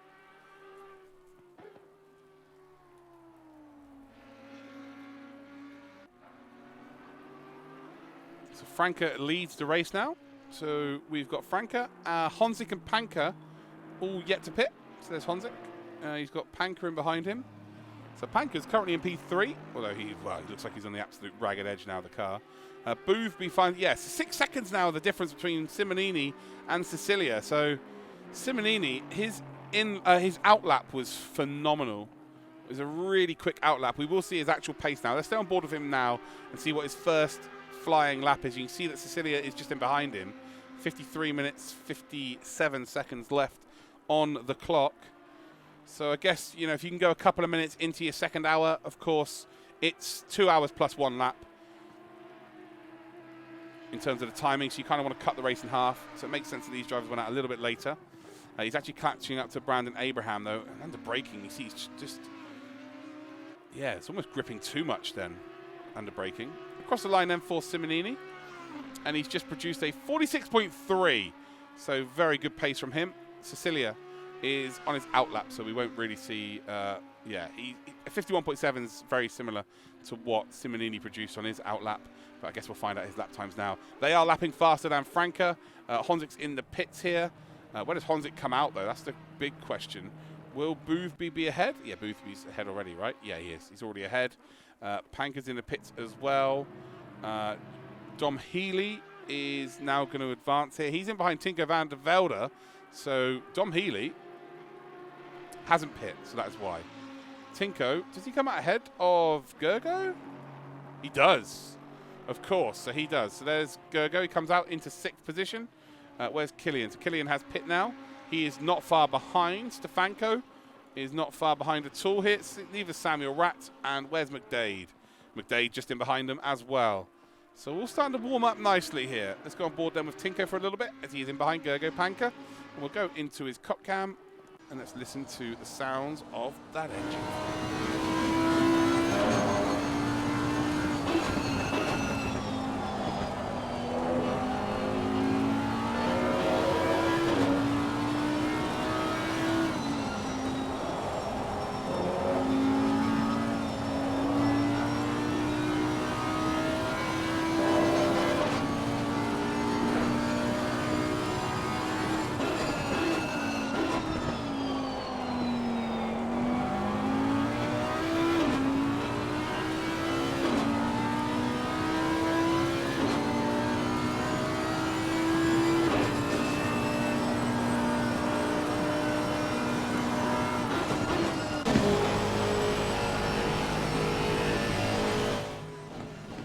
We're on board then with Gergo Panka who's now P8. Franca is... He's not in the pits yet. This is the 2019 Balance of Performance, guys. So the cars could go a lot longer in a stint. All of the ICGT circuits are 2019. So that is why. Looks like Catania has received a 5-second penalty.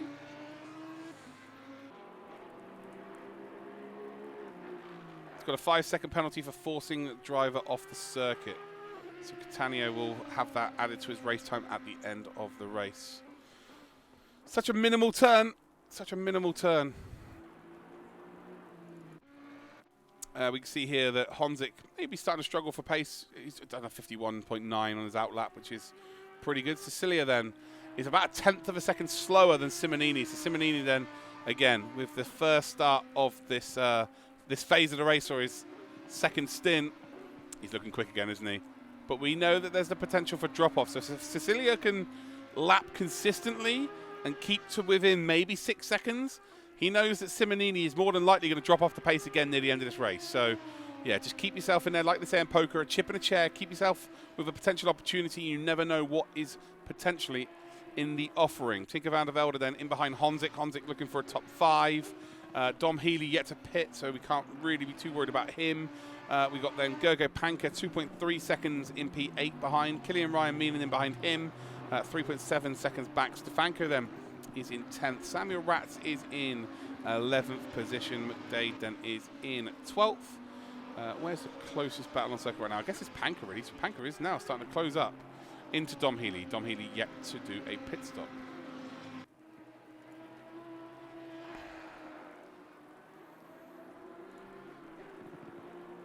Aston sounds filthy.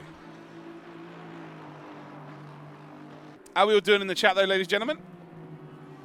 So welcome to the stream. If you are new, make sure you hit that follow button. It would be very much appreciated. This is the MOBIUZ Challenger Cup, season number 4. Previous champions for the Pro Division include Giorgio Mangano for Williams Esports in season 1, Moritz Lerner for Williams Esports in season 2, and then Jaroslav Honzik for Yaz Heat in season number 3. Then in the Challenger Series, it was Kenny Hansen from Denmark for the Challengers. Then we have Bent Banky win the Challengers in season number 2. In season number 3 is Andre Franca. Right now, Andre Franca leads this race, but it's Simmonini that I think would lead net. Well, he definitely does lead net. There's no think about that, that's for sure. Just say Diaz, yet to pit still. He's got to indeed, as Dom Healey has come in, by the way. Yeah, Diaz has got to serve a 5-second penalty for a lap 1 incident as well. Stefanko is just going about his business here, isn't he? One of the pro drivers, never played this game before until today. Finds himself in a comfortable P9 right now. Doing pretty well. He's got Samuel Ratz closing up to us. Let's watch this for a little bit.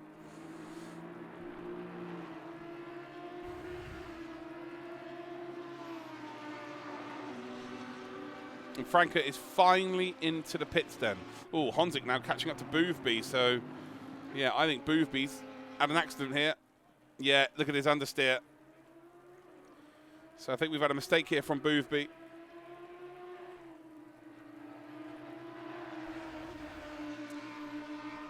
Means he's never played the game before. He's a proper amateur. That's why his number's in red.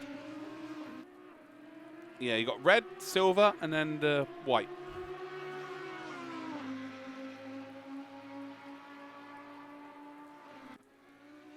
Yes, his first race on ACC.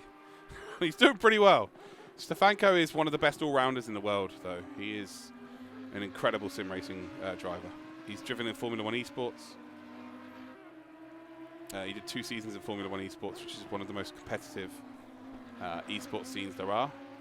I would say apart from maybe the Porsche Esports Cup on iRacing, and maybe even the eNASCAR. But I would say it's one of the top 3 most competitive scenes there are.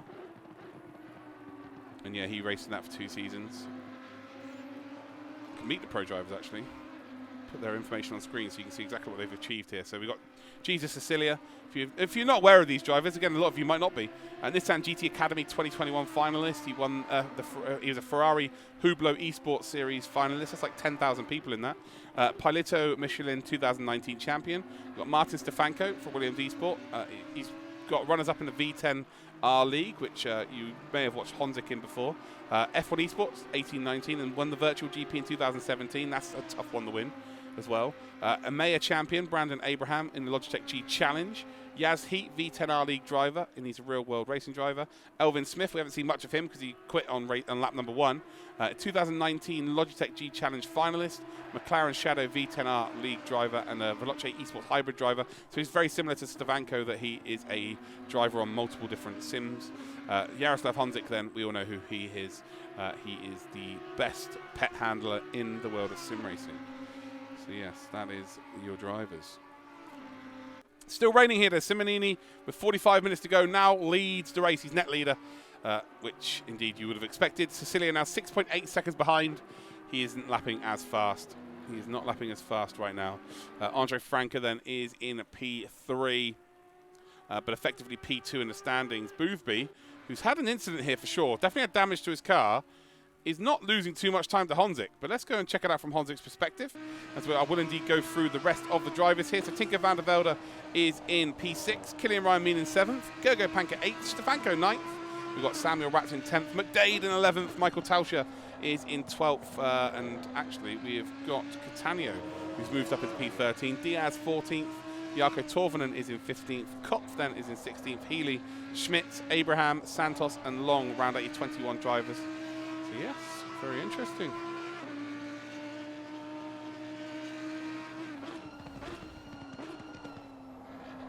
Cecilia should have stopped 10 minutes before, in my honest opinion. I don't know, his pace has been so consistent. His pace has been super consistent. I was calling for that. I think he should have gone in early, gone for the undercut and maybe tried fresh tyres early, but his pace, if anything, is slower on this set of tyres right now because it's heavy fuel load than it was previously. So I think he's done a perfect job here. I just think Simonini's just been on a different level. Like, we know, especially the first 35 minutes of this race, Simonini was just on a different planet in terms of pace. Like, he was a proper alien. He dropped off for the final 20 minutes of his stint. I think it would have been interesting if Macaulay didn't have issues with his PC. I think Macaulay was going to get ahead of him. Then it might have been very interesting. But yeah, other than that, Simonini's been on a bit of a different level.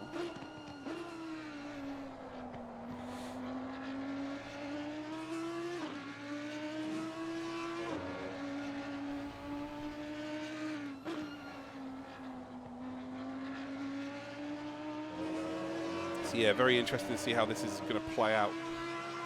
Let's go on board then with Stefanko. So Stefanko still battling here with Panka. No, he's ahead of Panka. So we go back 30 seconds to see how that played out. There we go. So we're going to see it into the final corner. Panka, what's he going to do? Run wide a little bit? No, it doesn't look like there's any particular mistakes here. I wonder if Stefanko's just sent it. Oh no, look at the Audi closing in. The Audi just closing in under that rear wing. Yeah, door's going to be left open up the inside. He's going to go late on the brakes. Panka tries to defend it late. Stefanko says thank you very much. That's a beautiful move. Nothing wrong with that. So I don't think Panka was quite expecting it. And that is the best kind of overtakes when your driver in front of you isn't expecting it, because it's very hard to defend against. So Stefanko up to a top 8 now. And now Samuel Ratz piling on the pressure here of Panka.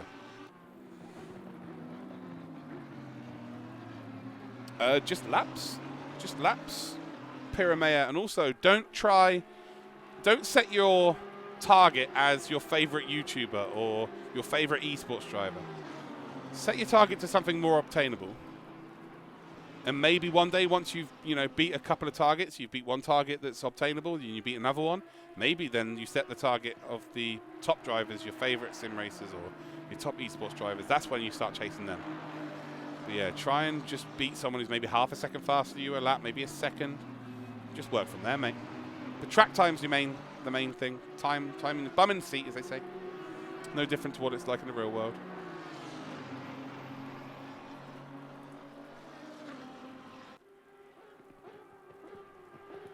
So we've got Samuel Ratz now, trying to do exactly the same as Stefanko.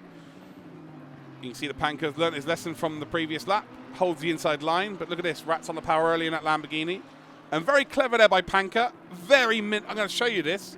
I'm going to show you this, as I think there's not going to be an overtake here, is there? Well, let's watch this. We'll go back 30 seconds. I'll show you that whole exchange. There's a very clever move by Panka that is very understated.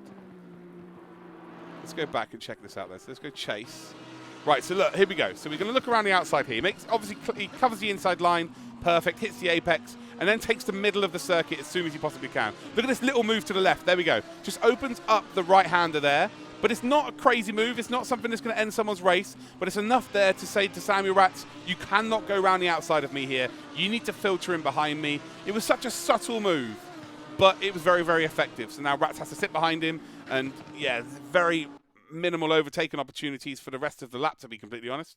As you can see here, he's still behind him. So, yeah, very subtle move there to the left. Again, it's more opening up the corner for himself, but ultimately at the same time, just says to Samuel, not today, not this lap. It's good stuff. It really was good stuff.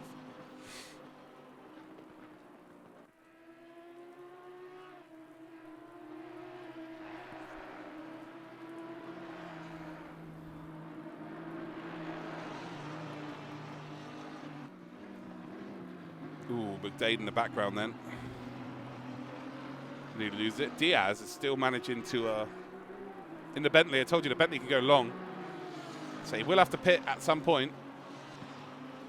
But he's still going long. But here we go then. Part 2 of the Gergo Panka Samurats. Is this going to be a fake? And then we'll go dive up the inside. No, it's not. So he's going to force Panka onto the apex here. He's going to force him to go slow. Is there a slight overlap here? There is a slight overlap. Lamborghini then aggressively is going to hold that line. And Panka again, very cleverly, pins into the apex this time.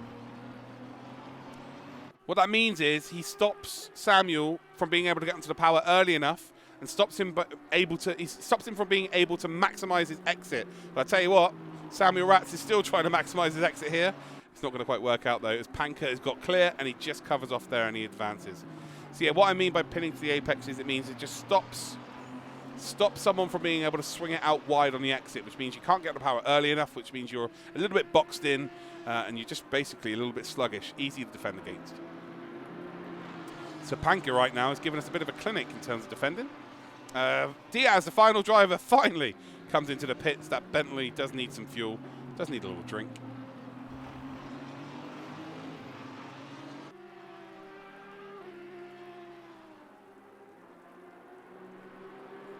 Oh, there's going to be more wetness, more moisture. He's going to hit the circuit here. Samuel Ratz still, again, he's a bit of a rain master, and I tell you what, that's a mistake.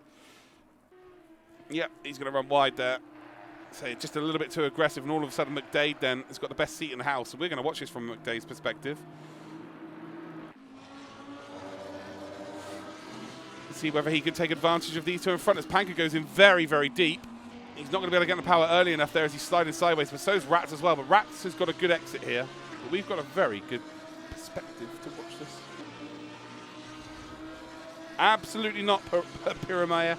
Don't worry about setups, buddy. They make no difference to an amateur, in my opinion. Yeah, when you're an amateur, when you're just starting out, setups make such a minimal difference. And you, for the most part, won't be able to feel the difference either. Learning tracks and learning cars is the best thing to learn right now. Use default setup. And then when you feel like you've reached the maximum with a car and a circuit, then you can maybe tweak things. But 100% you should only be learning tracks and cars now, if you're a beginner. That's just my opinion. Other people may disagree with me on that, but yeah, setups really don't really help too much in the amateur side of things, in my opinion.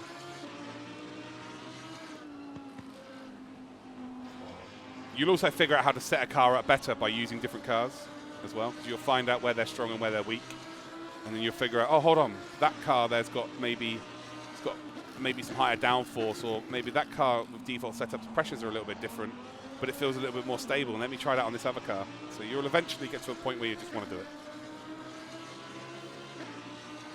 At this rate, Ratz might lose his cool.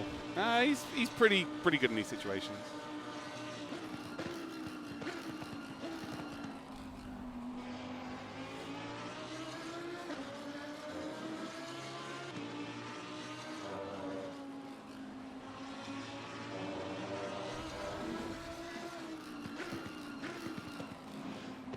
Look at Panka then. Panka just trying to keep his car in a decent spot, and now all of a sudden they've got an extra car for fun.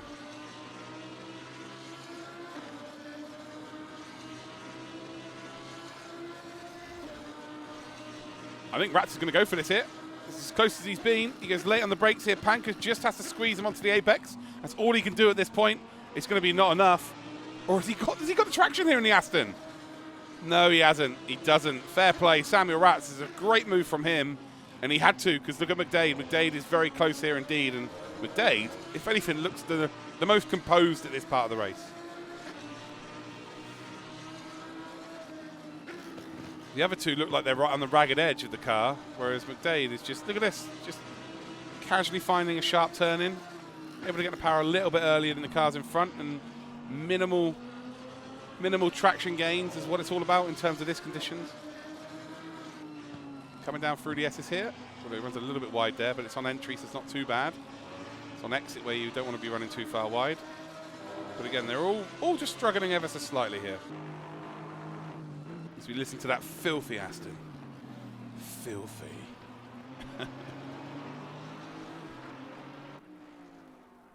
So welcome to the stream though, guys, if you are new. 35 minutes to go of our MOBIUZ Challenger Cup season number 4. If you want to win yourself a monitor,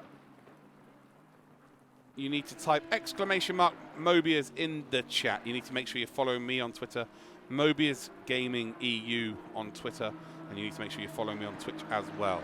Then you type the word MOBIUZ without an exclamation mark, and you can win yourself a monitor. We'll be doing that draw in about 35 minutes, so it'll be a raffle in the stream. There you go. The next season draft is on Wednesday. It's on Wednesday this week.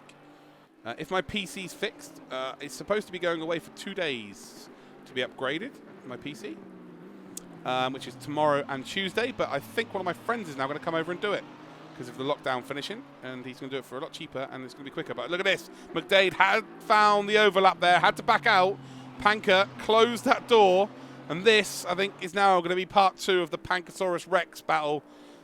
He made it very difficult for Rats. He also made it very difficult for Stefanko. How difficult it's going to be for McDade here. Again, putting on an absolute clinic in defense. He's lost positions, but it's just how long he's been able to hold on to them. Clearly in the slower of the cars right now in this phase of the race. He's doing a very good job indeed. But yeah, if I can get my PC upgraded, done and sorted by Wednesday, we'll be doing a live stream of the draft. If not, I'm going to do it manually on the Wednesday during the day. So you guys will all be told on Discord and stuff. But yeah, it should be on Wednesday. On Thursday, we've got a special event with Kunos, which is Lamborghini Trofeo cars. And then Friday, I'm going to be putting together this week at some point a Porsche event, I think. So we'll have GT3 Porsches. There's a move up the inside here. McDade does send one up the inside through the crocodiles. And he's going to absolutely nail it there. Panker not able to defend that position at all. Not able to defend that position at all. Good stuff there from him. Now Panker's just got to try and stick around, really, more than anything. Stefanko now has closed up to the back of Kylian Ryan-Meenan. So now we've got another battle here. Stefanko, we've already seen him make a move up towards turn 1 before. Is he going to try and do this again? He does. Late on the brakes, up the inside. Hits the apex. He's going to run far too wide, though. Kylian is going to get the freebie back. And Stefanko has got to do all that hard work once again. Yeah, Porsche triple threat next Friday. So if any of you guys are on ACC, doesn't matter what ability level you are, you need to join our Discord for this. So ! Or hashtag Discord, should I say, if you want to get yourself involved on next Friday. So next Friday night, it'll be a 2-hour race at Spa. That's what it's planned to be. And it will be 15 GT4s, 15 Porsche Cup cars, and 30 GT3s. All Porsche. Porsche. So there you go. Stefanko then half a second back. Needs to do all this hard work once again. As it stands, though, 30 minutes to go. Quarter of the race to go. Simmonini leads the way with 49 laps down in the books. Cecilia starting to rein him in again. So this is now the phase here, the 30-minute phase where Cecilia is starting to rein him in. On the previous lap, he took half a second. On this lap, Cecilia has just taken 4/10. So Cecilia is closing in once again. So hold your hats, ladies and gentlemen. We could see a change for the lead.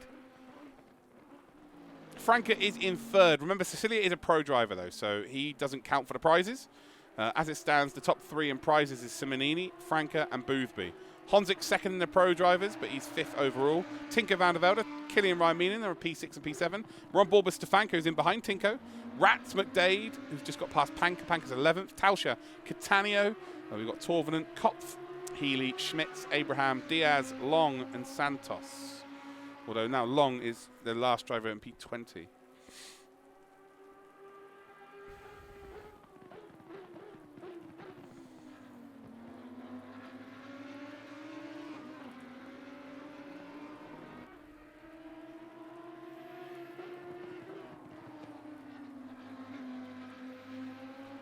So are we going to see any potential moves here with Stefanko? Stefanko has been very impressive today, considering he's never played this game before.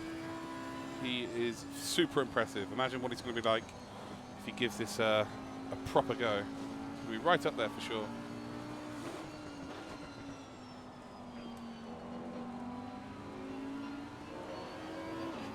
So fastest man on the circuit right now is Boothby at 46.0 on the previous lap. And actually, that is a 1/10 of a second off of the quickest lap of the race so far. So that is very much closing in. Very much closing in. So Boothby's too far to win this race, but again, he's battling for P2 with Franca.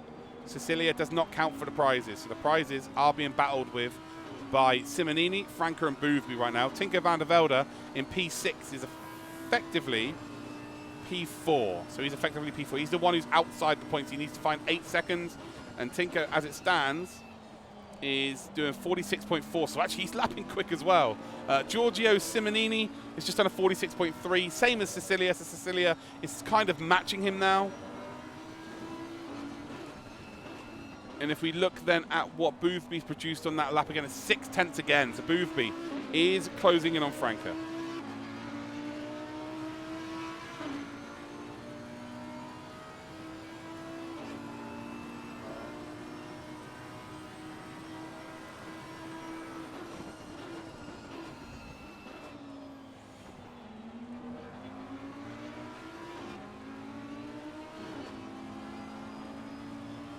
So a little bit of a mistake there by Killian. Stefanko just going to try and pile this pressure on. And the weather is just going to get worse and worse and worse as this session goes on. Remember, we've seen already that Simmonini struggled with tyre pressures earlier on. It was probably harder conditions. Oh, Stefanko. I see you, baby. Yeah, it was probably tougher conditions because it wasn't so wet. It wasn't it was obviously wet enough for wet tyres. You had to use wet tyres, but you had to manage them a little bit. Whereas now, you don't really need to. It's kind of, you just stick on the racing line. There's enough moisture on the circuit. You're golden. But yeah, earlier on, it was very tough conditions indeed.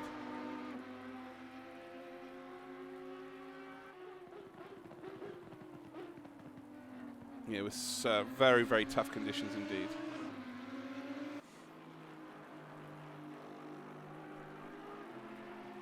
So Simmonini then still leading this race here.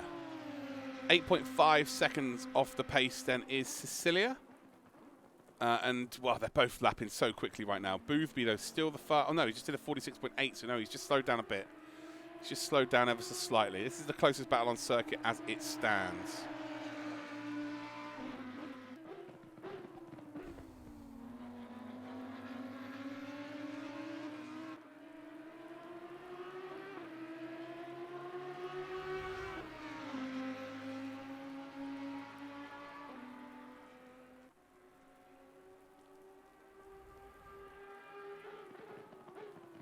So again, down towards turn number 1. And Killian just struggling to be able to get onto the power early enough.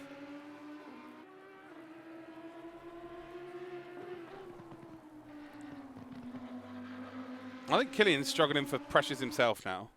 I think this is really where you earn the prizes. These two aren't really going to be in contention for it, especially Stefanko. He isn't because he's a pro driver, but Killian could still have a chance here if someone has a nightmare in front.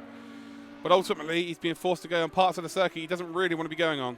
The curbs as well at this stage of the race are an absolute killer. So the distance now between Boothby and Frank is 5 seconds. So Boothby just dropping off ever so slightly. Just ever so slightly. So it'd be interesting to see what sort of pace he's producing once he comes across the line. See if he gets back up to speed.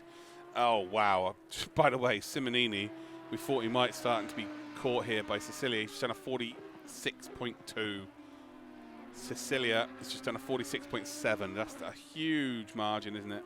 Here's George then. He was the fastest on circuit a couple of laps ago. Is he going to get back to that form? A 46.3. So yes, he is starting to maybe rein in Franca a touch. Actually, he only gained a 1/10 of a second there. So Franca starting to respond nicely as well. Back up to the Stefanko versus Kylian battle. Kylian has been in the battle with someone from start to finish in this race. His brain is going to be scrambled eggs. It's going to be absolutely scrambled eggs. Here comes Stefanko, though, underneath that rear wing. He's been taking that inside line and late braking 3 times already this race. And Kylian gets across the bonnet there. Looked like they were a lot closer to each other than they actually were. That could have been very, very messy indeed. It wasn't. Stefanko then. Again, trying to force Kylian into a mistake here over the crest. Kylian, wily old fox at this point. Not going to fall for that. Still battling for position here. This is for what would be P7 overall. It's not going to make a difference to Kylian's race in terms of where he finishes in the challenges. He's going to finish 5th in the challenges regardless of this position right now. And this battle is only going to cost him time in terms of Tinker van der Velde as well. Van der Velde, 4.9 behind Jaroslav Honzik. Honzik, 4.6 behind Boothby. Boothby is 5 seconds behind Franca. So again, that gap's just around about 5 seconds. Not coming down enough here at all, really. Franca's just responded nicely.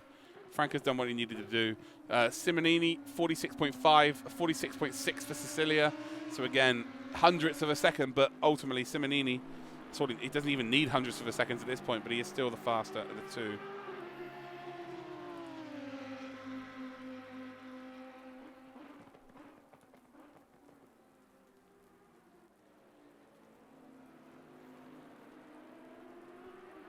So through the crocodiles they come, in towards the final 2 corners, and there's a mistake there by Kylian. Runs a little bit wide, but he's going to get away with it, I think. Stefanko, though, seems to be very good at this final corner. Seems to be able to get on that power just a little bit earlier than the car in front. But I don't think he's quite close enough here to make a move. Yeah, he's definitely a bit further back than he has done previously. Boothby has closed in on Franca a little bit through the middle sector. And he's closed in 3/10 again through Sector 1. So Boothby is starting to make moves here on Franca with 24 minutes to go. If there's any time in the race that you want to be starting to hit your fastest form, it's now. This is where you earn the points for sure. But with 23 minutes, 50 seconds to go, Simmonini leads the way with about a 9-second advantage over Jesus Cecilia. Franca is in 2nd position in terms of the challenges, but he's 3rd overall, Cecilia being a pro driver. Boothby then is in 4th, but 3rd overall in the challenges. Honzik then is 2nd in the pros, but 5th overall. Tinker van der Velde finds himself in 4th position in the challenges, but 6th in the race overall. Kylian Ryan in 7th. Stefanko 8th. This battle's been going on for lap after lap now. Sammy Ratz is in 9th. We've got McDade then in behind Ratz, 1.3 seconds behind him. We've then got Gergo Panka is, well, he's actually now been caught by Tauscher. So Tauscher and Panka are going to have a battle here. And again, we're going to see how good Panka's defense is. This poor guy. He's been put under so much pressure today. His brain's going to be scrambled eggs as well.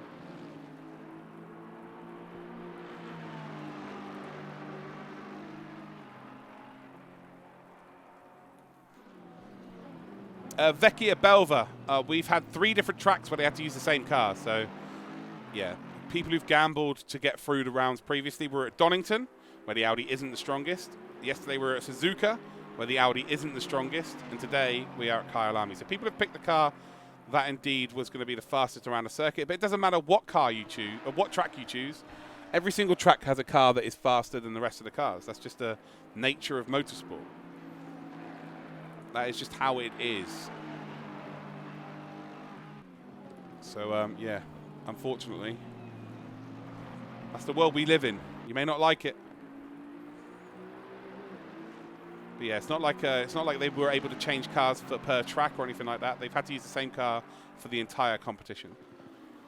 Down in towards turn number 1. And here we go then. Mitchy Tauscher late on the brakes here. Panka again trying to close the door. I think Mitchy might run out of road here, but I think he's just done enough. Yeah, he has. Ferrari makes the move, gets up in position, and he is golden balls. Back onto the Stefanko battle with Kylian. Stefanko just dropped off a little bit. Aston's really good in the rain here. Aston is really good in the rain. Aston, yeah, probably is the best all-round car, I would say, across a championship. Now, it was always the best in GT4, but I don't think it is now. I think the Porsche is probably the best overall in GT4. But yeah, in terms of GT3, I would say that it is the Aston Martin at this point. McLaren, if you're the right, it's again driver dependent so much with the McLaren. I think the McLaren overall is the quickest car, but again, it's like the Audi pre-2020 BOP. Like, it's just such a treacherous car if you get it wrong. So that would be, from my experience, anyway, from my experience.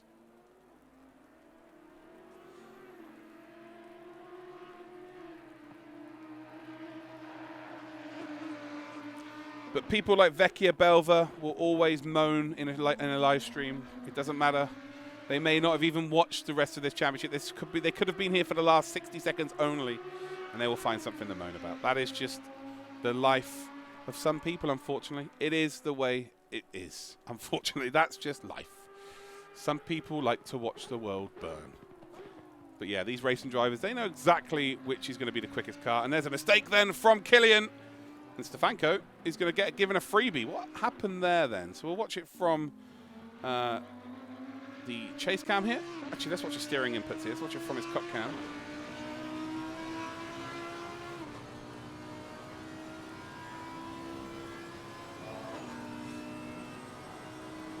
So as we run down towards turn number 1, what happens here then? Oh, he brakes well too late. Yeah, well too late. Yeah, that was the problem there then. That was a pretty simple one. So Stefanko was probably, ironically, the furthest away possible that he had been previously. As Boothby now 4.2 seconds behind Franca. 19 minutes to go. Really needs to start piling in these lap times. Needs to start piling them in time after time after time.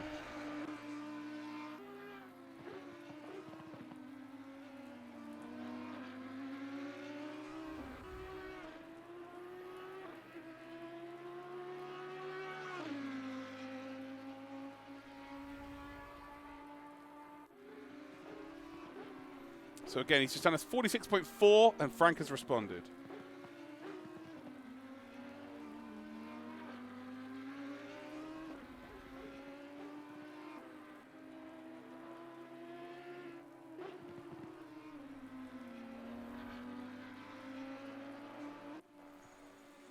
Zero props, cheers. What's happened there to Augustin Long? Well, he's had a moment, hasn't he? He's just chilling. Just chilling. Oh, imagine he'd been there for the last 10 minutes. He's like, no, onto the curve. I ain't saving that. Into the wall, and bonnet pops up, and he's just got to sit there. Be really good if he finishes this race. He's done so well to be still in right now. I'm sure he will. So he's only got 20 minutes to go in this race, or less than 20 minutes. Back aboard with Boothby. This is the one we've got to watch as he comes through. There we go.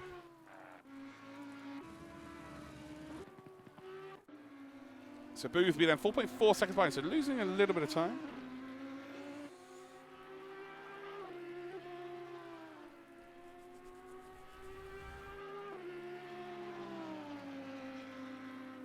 See, again, he just seems to put in a really good lap time and then just struggles to be able to sort of string them together.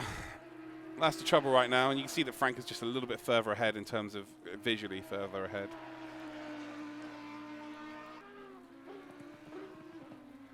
Around the final corner we come then in the number 666. Tom Healey's behind Kopf, actually, so we'll go and look at that momentarily. Let's just check out the lap time. Yeah, 47 now. Frank had a pretty bad lap, but it was still faster. So now we've got Dom Healey in the Lamborghini versus the Porsche then of Mathis Kopf. And is that, who's that in behind them? Is that Schmitz in behind them? That's not Schmitz in behind them at all. That's Cecilia in behind them, actually. Cecilia now 10.9 seconds behind Simmonini.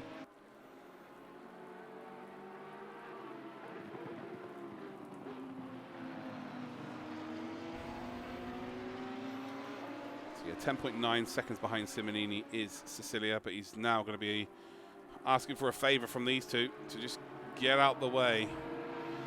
So rules and regulations are that the quicker car has to overtake. I can tell you right now, Dom will make it pretty easy.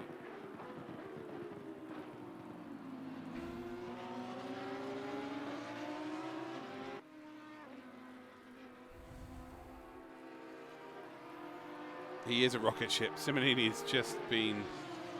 It's weird, like, because you guys didn't watch the quarterfinals. I watched the quarterfinals, and I was watching his when he was in quarterfinal 1, and he was leading. He qualified pole and led the race, but he spun on his own. He finished like P6 or 7, but he spun all on his own. So, yeah, this competition didn't start out too well for him. And I was just thinking, oh, wow, he's prone to a mistake. But since then, I think it might be the best thing that's happened to him in this competition, because he's just been so bulletproof since that point. He's been so bulletproof. And sometimes it takes a mistake there just to shake it, you know, get your head into check, really. Again, Healey. He wants to make this overtake on Cup, to be fair. But he's got to be careful of not holding up Cecilia. So Cecilia now will be looking to get past these two as quickly as he possibly can.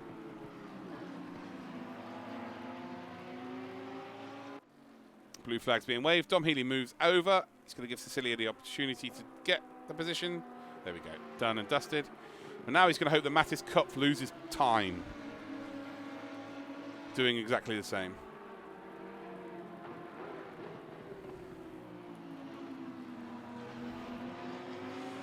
So he's just got to try and stick as close behind Cecilia as he possibly can now and try and follow him through.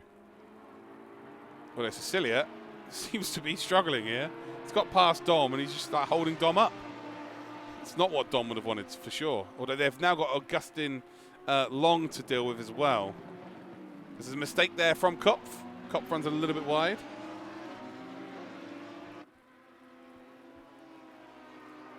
Not one flash of the lights though from Cecilia. See that far too often from pro race drivers, but we've not seen one flash of the lights here. Fair play, showing good respect here. As Kupf then does let him go through up the inside. Safely does. We'll have to get off the power now, just to make sure he goes through safely. And look at that, Dom Healey is close. So Healey is very close, and he's done exactly what I thought he was going to do. He's used this to his advantage, and Cecilia just does not want to see the battle happening in behind them. That's fair play. They've all kept it in check here, and they're still side by side as Augustin Long moves out the way, and the Lamborghini has got it done. We know how quick it is in a straight line. It's got the slipstream there of the Audi, and that could have gone so wrong. One of these two could have got too greedy into the final corner and taken Cecilia out. They didn't, and that is superb racing. As Mattis Cup then does go for the retake, and he's got the apex there, and, well, Dom Healey runs a little bit wide to leave the room and does hold on to that position. Brilliant. Brilliant stuff. Even at this stage of the race, even for, what, P15, that level of driving. Fair play. Absolutely fair play to them. Got to respect it. You've got to respect it. 13 minutes still on the clock then. It looks like Simmonini is going to take away the spoils today. Cecilia P2, Franca P3. Boothby is still catching. He is still catching, but not quick enough. I know he's just lost another couple of tenths.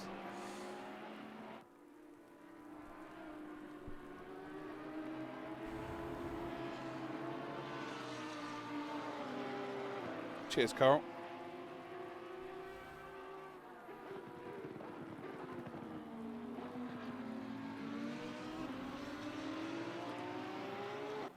So Mattis Kopp then, who held Dom as long as he could, he's just now fallen off the pace, unfortunately. Let's go and check out Jaroslav Honzik then. One of our pro drivers, getting in the most fruity of cars. He's done pretty well today. So he was a very late addition to this competition. So glad he accepted our invite. I think he's enjoyed himself, which is what it's all about.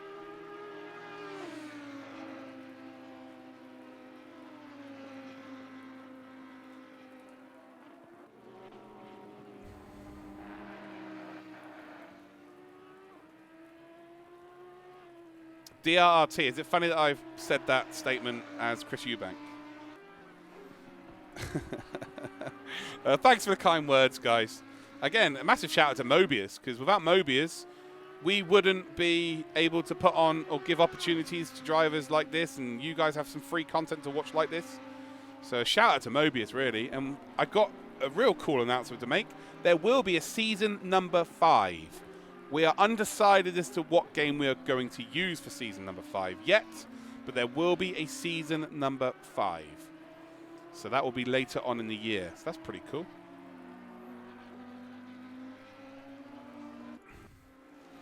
Simmonini, though, still leading the way by 13 seconds.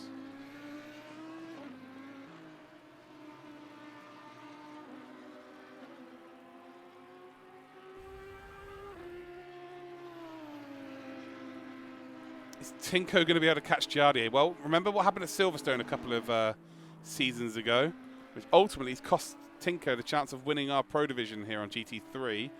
The lap times here between the two, well, it's 0.3 of a second, the difference. Tinko is catching him, for sure. So Tinko, what Tinko can hope for here is that someone makes a mistake up front. That's what he's hoping for. Oh, Bandit. If you didn't realise, guys, the alerts are turned off out of respect for MOBIUZ, but thank you. Just really appreciate it, mate.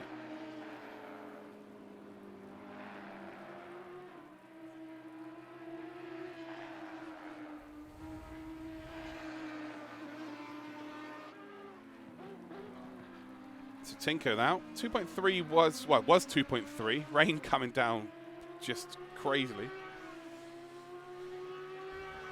And it's now 2.2, so again, if he can gain, he's going to need to gain about 2.5, 0.3 a lap, I would say, to get into that slipstream. Yeah, it's really appreciated, Bandit. I hope you've all enjoyed this competition. I think the semi-finals, I think the final, like the reason why people have not finished this race is there's been technical issues, there's been attitude issues, and there's also been like just general mistakes from drivers. Like it is like their own mistake. It is what it is. That's racing.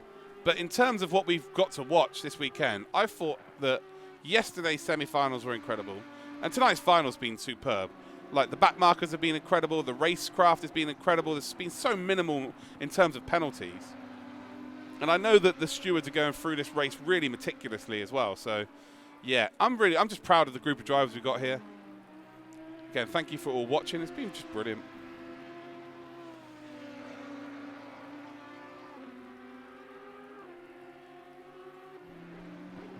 You're enjoying it more than racing on a TV.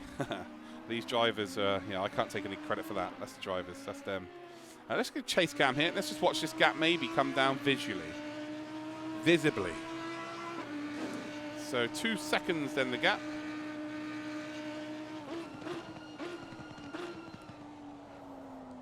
So again, if you guys want to win yourself a monitor, you can. You can win yourself a MOBIUZ monitor, of course. Type !MOBIUZ.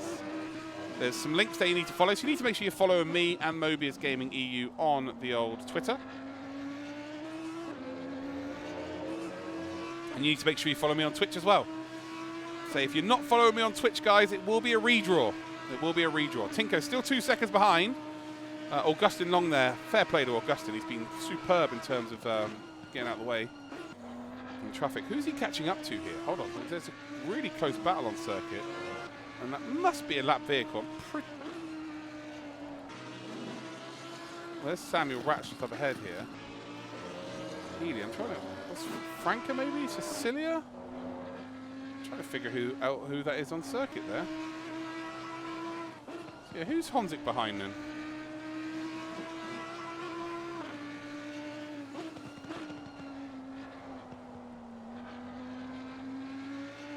So coming up towards the dying embers of this race. They're definitely lap vehicles.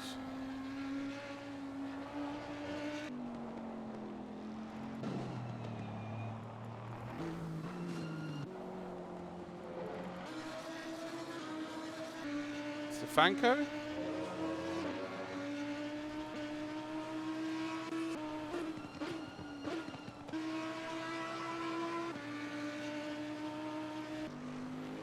Diaz? Oh, David Schmitz, of course. Who's actually making the overtake here on Kupf.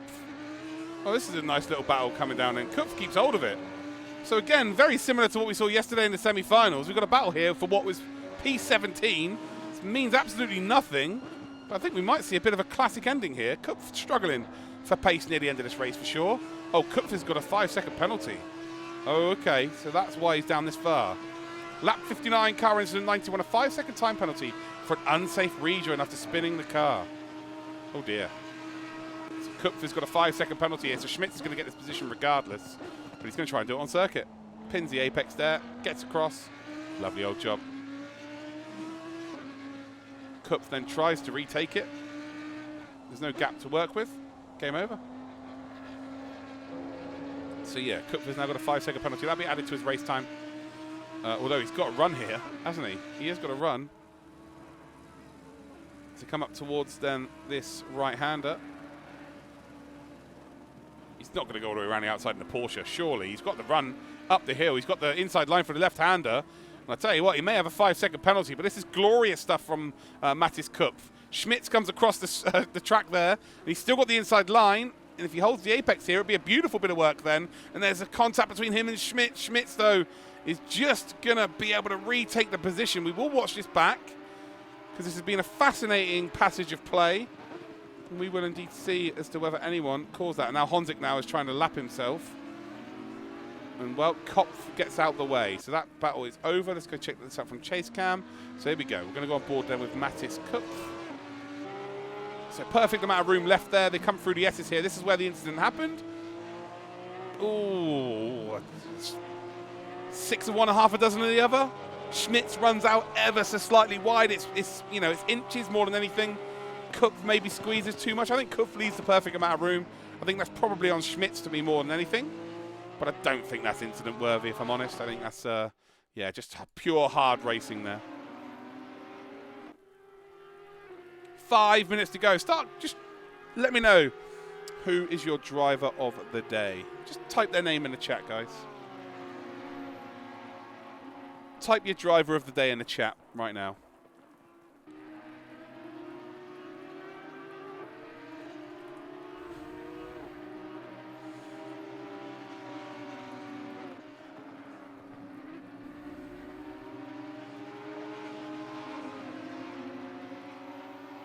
Stefanko, Simonini, Jardier, Stefanko, Simonini, Franca, Tinko, Franca, Stefanko, Simonini, Stefanko, Tinko, Simonini, Stefanko.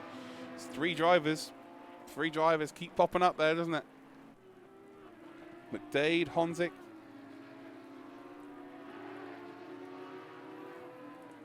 Do you know what? Dead suck. I am just going to time you out because you deserve it. You sit on that naughty step and you think about what you're saying. You troll. Rare Dark Ninja. Nice. Yeah, it has to, for me, Simonini's been absolutely amazing. Yeah, he's been absolutely amazing here. So Schmitz has just let Matey go through.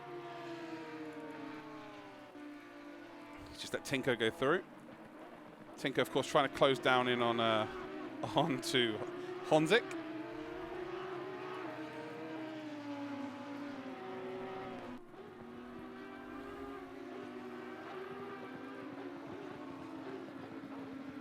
Wow, what a broadcast it's been. What a competition it's been. We found ourselves with 3 minutes to go. It looks very likely we're going to have a new champion.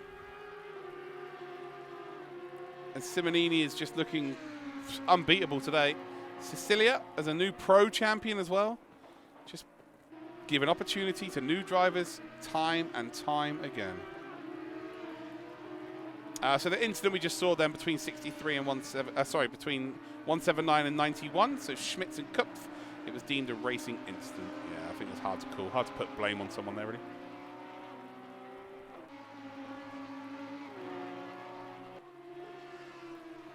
Captain Slow, grow up, mate. As Boothby Senior, I have to give top driver to Simonini, to be fair, unless he bins it. Fair play.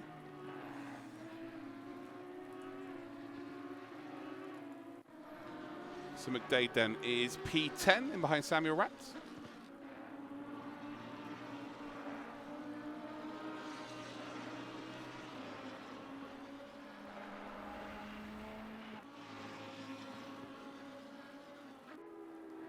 Yeah, I agree. Very tough to argue against someone like Simonini. Tinker van der Velde is close, man. I reckon we might have a battle here for a top 5. I really do. He's got to give it everything. He's got 2 laps, I would say, here, for sure. Yeah, 2 laps. Yeah, 2 laps.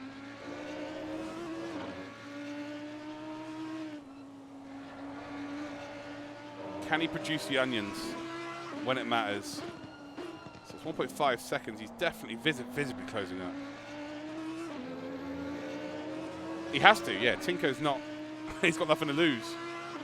You know, if he loses 20 seconds because he spins, he goes from 6th to 7th, which is not as big a difference as going from 6th to 5th. He's giving it everything right now. And we know that Tinko, once he gets something in his head, it's very difficult to stop. 1.4 seconds the difference. So Honzik may be starting to struggle here.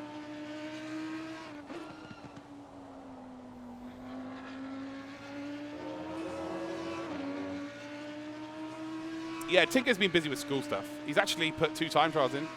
I'm not too sure whether he's quite going to make it into the pros for next season. I haven't checked, really. I need to process the results tonight. Although there's a lot of people who've only put 1 time trial in, actually in the top 10. So they obviously won't be able to race in the leagues next season. But yeah, so he might do. Maybe we'll see him there again.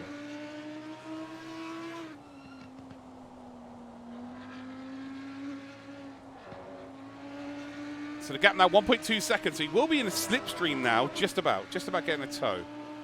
We're going to be heading on to the final lap, though, very, very shortly. We should hear Gergo come in now and say it. Although it's Simmonini, not quite. Yeah, here we go. Okay, your leader is on the final lap now. Give it all you can. There we go, we're on the final lap of the race. Weird to see that Gergo Panker is in the race, and he's the one saying that in the voice as well. So a run then down through the final few corners.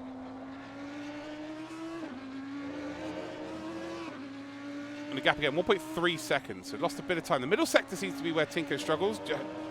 Jardier completely off the circuit.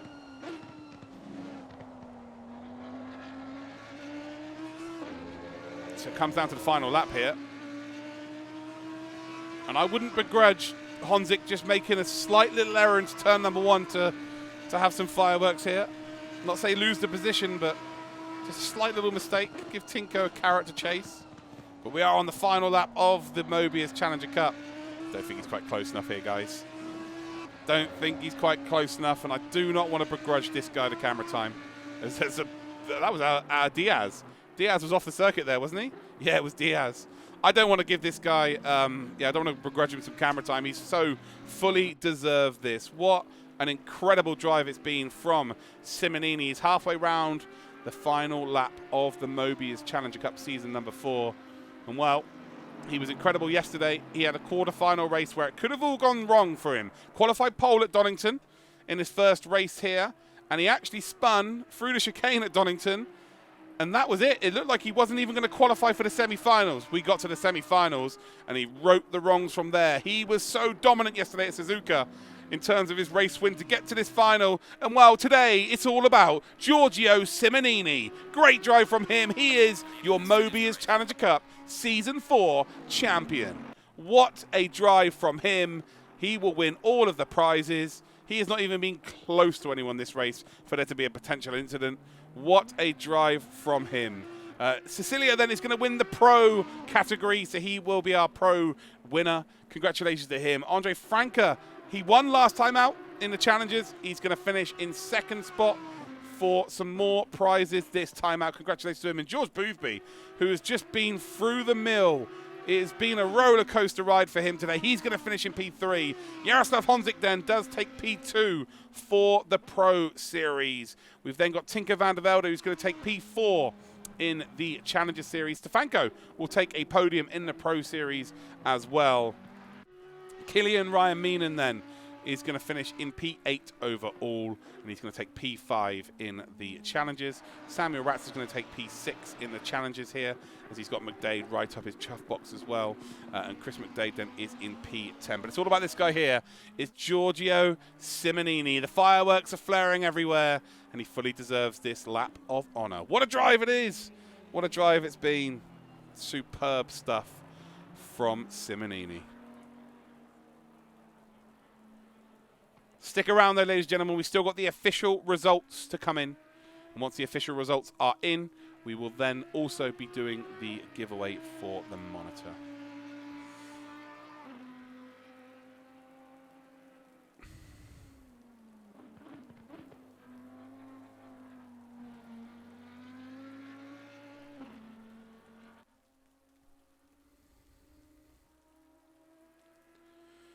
So again, giving Simmonini all of that camera time, as he very much deserves so.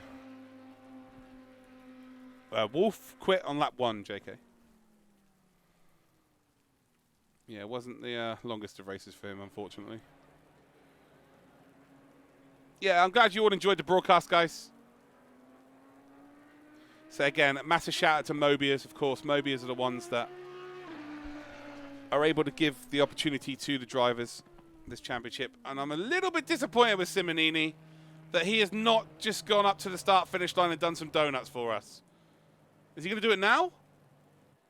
That is disappointing.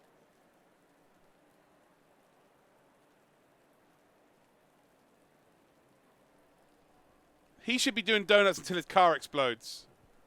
He should be doing donuts until his car explodes, ladies and gentlemen. That is soul-destroying. Absolutely soul-destroying. We'll keep him on camera, though. He deserves to be on the camera time for sure.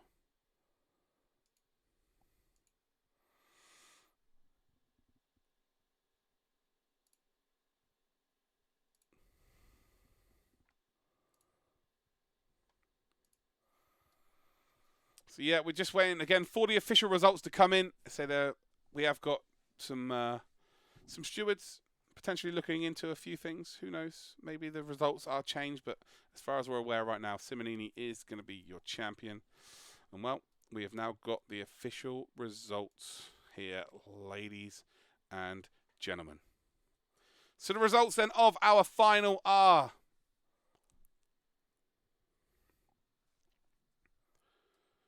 Giorgio Simmonini is the champion. Andre Franke is in second spot. George Boothby will finish in third position. Tinker van der Velde finishes in fourth. Killian Ryan Meenan is in fifth position. Samuel Rat sixth. Chris McDade seventh. We've then got Michael Tauscher in eighth. Panka in ninth. Alessio Cattaneo is in 10th position. We have then got Jarkko Torvanen in 11th. Dom Healey in 12th. Schmitz is in 13th. Mattis Kupf is in 14th. Alvaro Diaz in 15th. 16th then for Augustin Long. Everybody else there is a DNF. And as for the pro drivers then, it will be Sicilia that takes the spoils in terms of the pro drivers. It will be Jaroslav Honzik who picks up second. It will be Martin Stefanko who picks up third. Brandon Abraham is in fourth. And Elvin Smith, unfortunately, is a DNF. Wow, what a championship it has been, ladies and gentlemen. I hope that you have enjoyed it. And well, thank you so much to MOBIUZ for indeed giving us this opportunity. But now it's time to do our giveaway. So let's just get those final results up on screen once more. And it's now time for the giveaway. So indeed, type MOBIUZ in the chat, ladies and gentlemen. Make sure that you're following me on Twitter. Make sure that you are indeed following MOBIUZ Gaming EU on Twitter. Type !MOBIUZ to indeed get all of the links that you need to be following. So yeah, good times. If you've already typed it, guys, you don't need to type it again. But yeah, you're all good. Hold on. Oh, okay, hold on. It is being closed for the last 10 minutes, so we'll do it again. Open giveaway. Come on, guys. Now you go. Now you can type it. It's been closed for the last 10 minutes. So now you can all type it. And while you guys type MOBIUZ, let's have a little message from MOBIUZ with the EX3415R.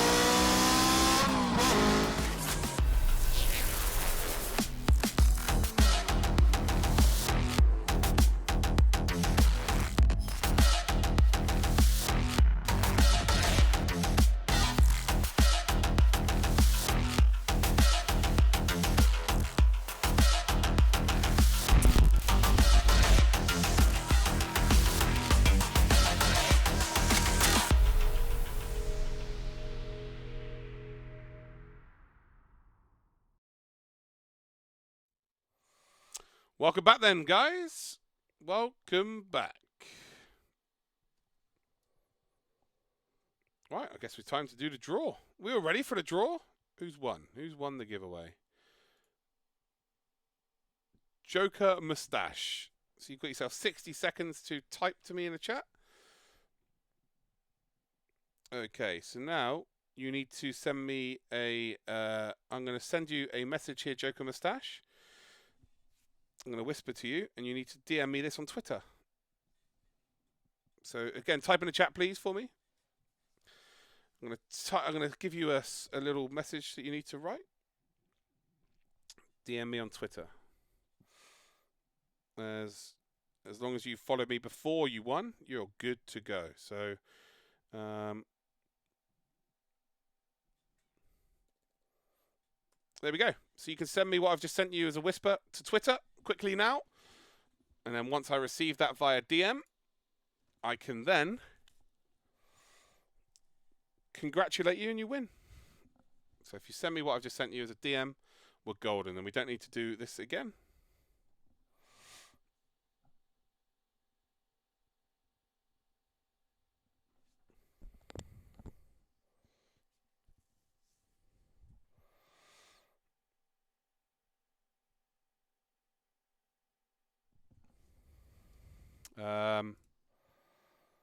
There we go.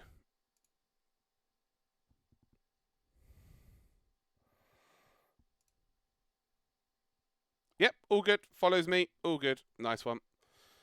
There we go. Congratulations. He is the winner. Hopefully you've enjoyed the stream, guys.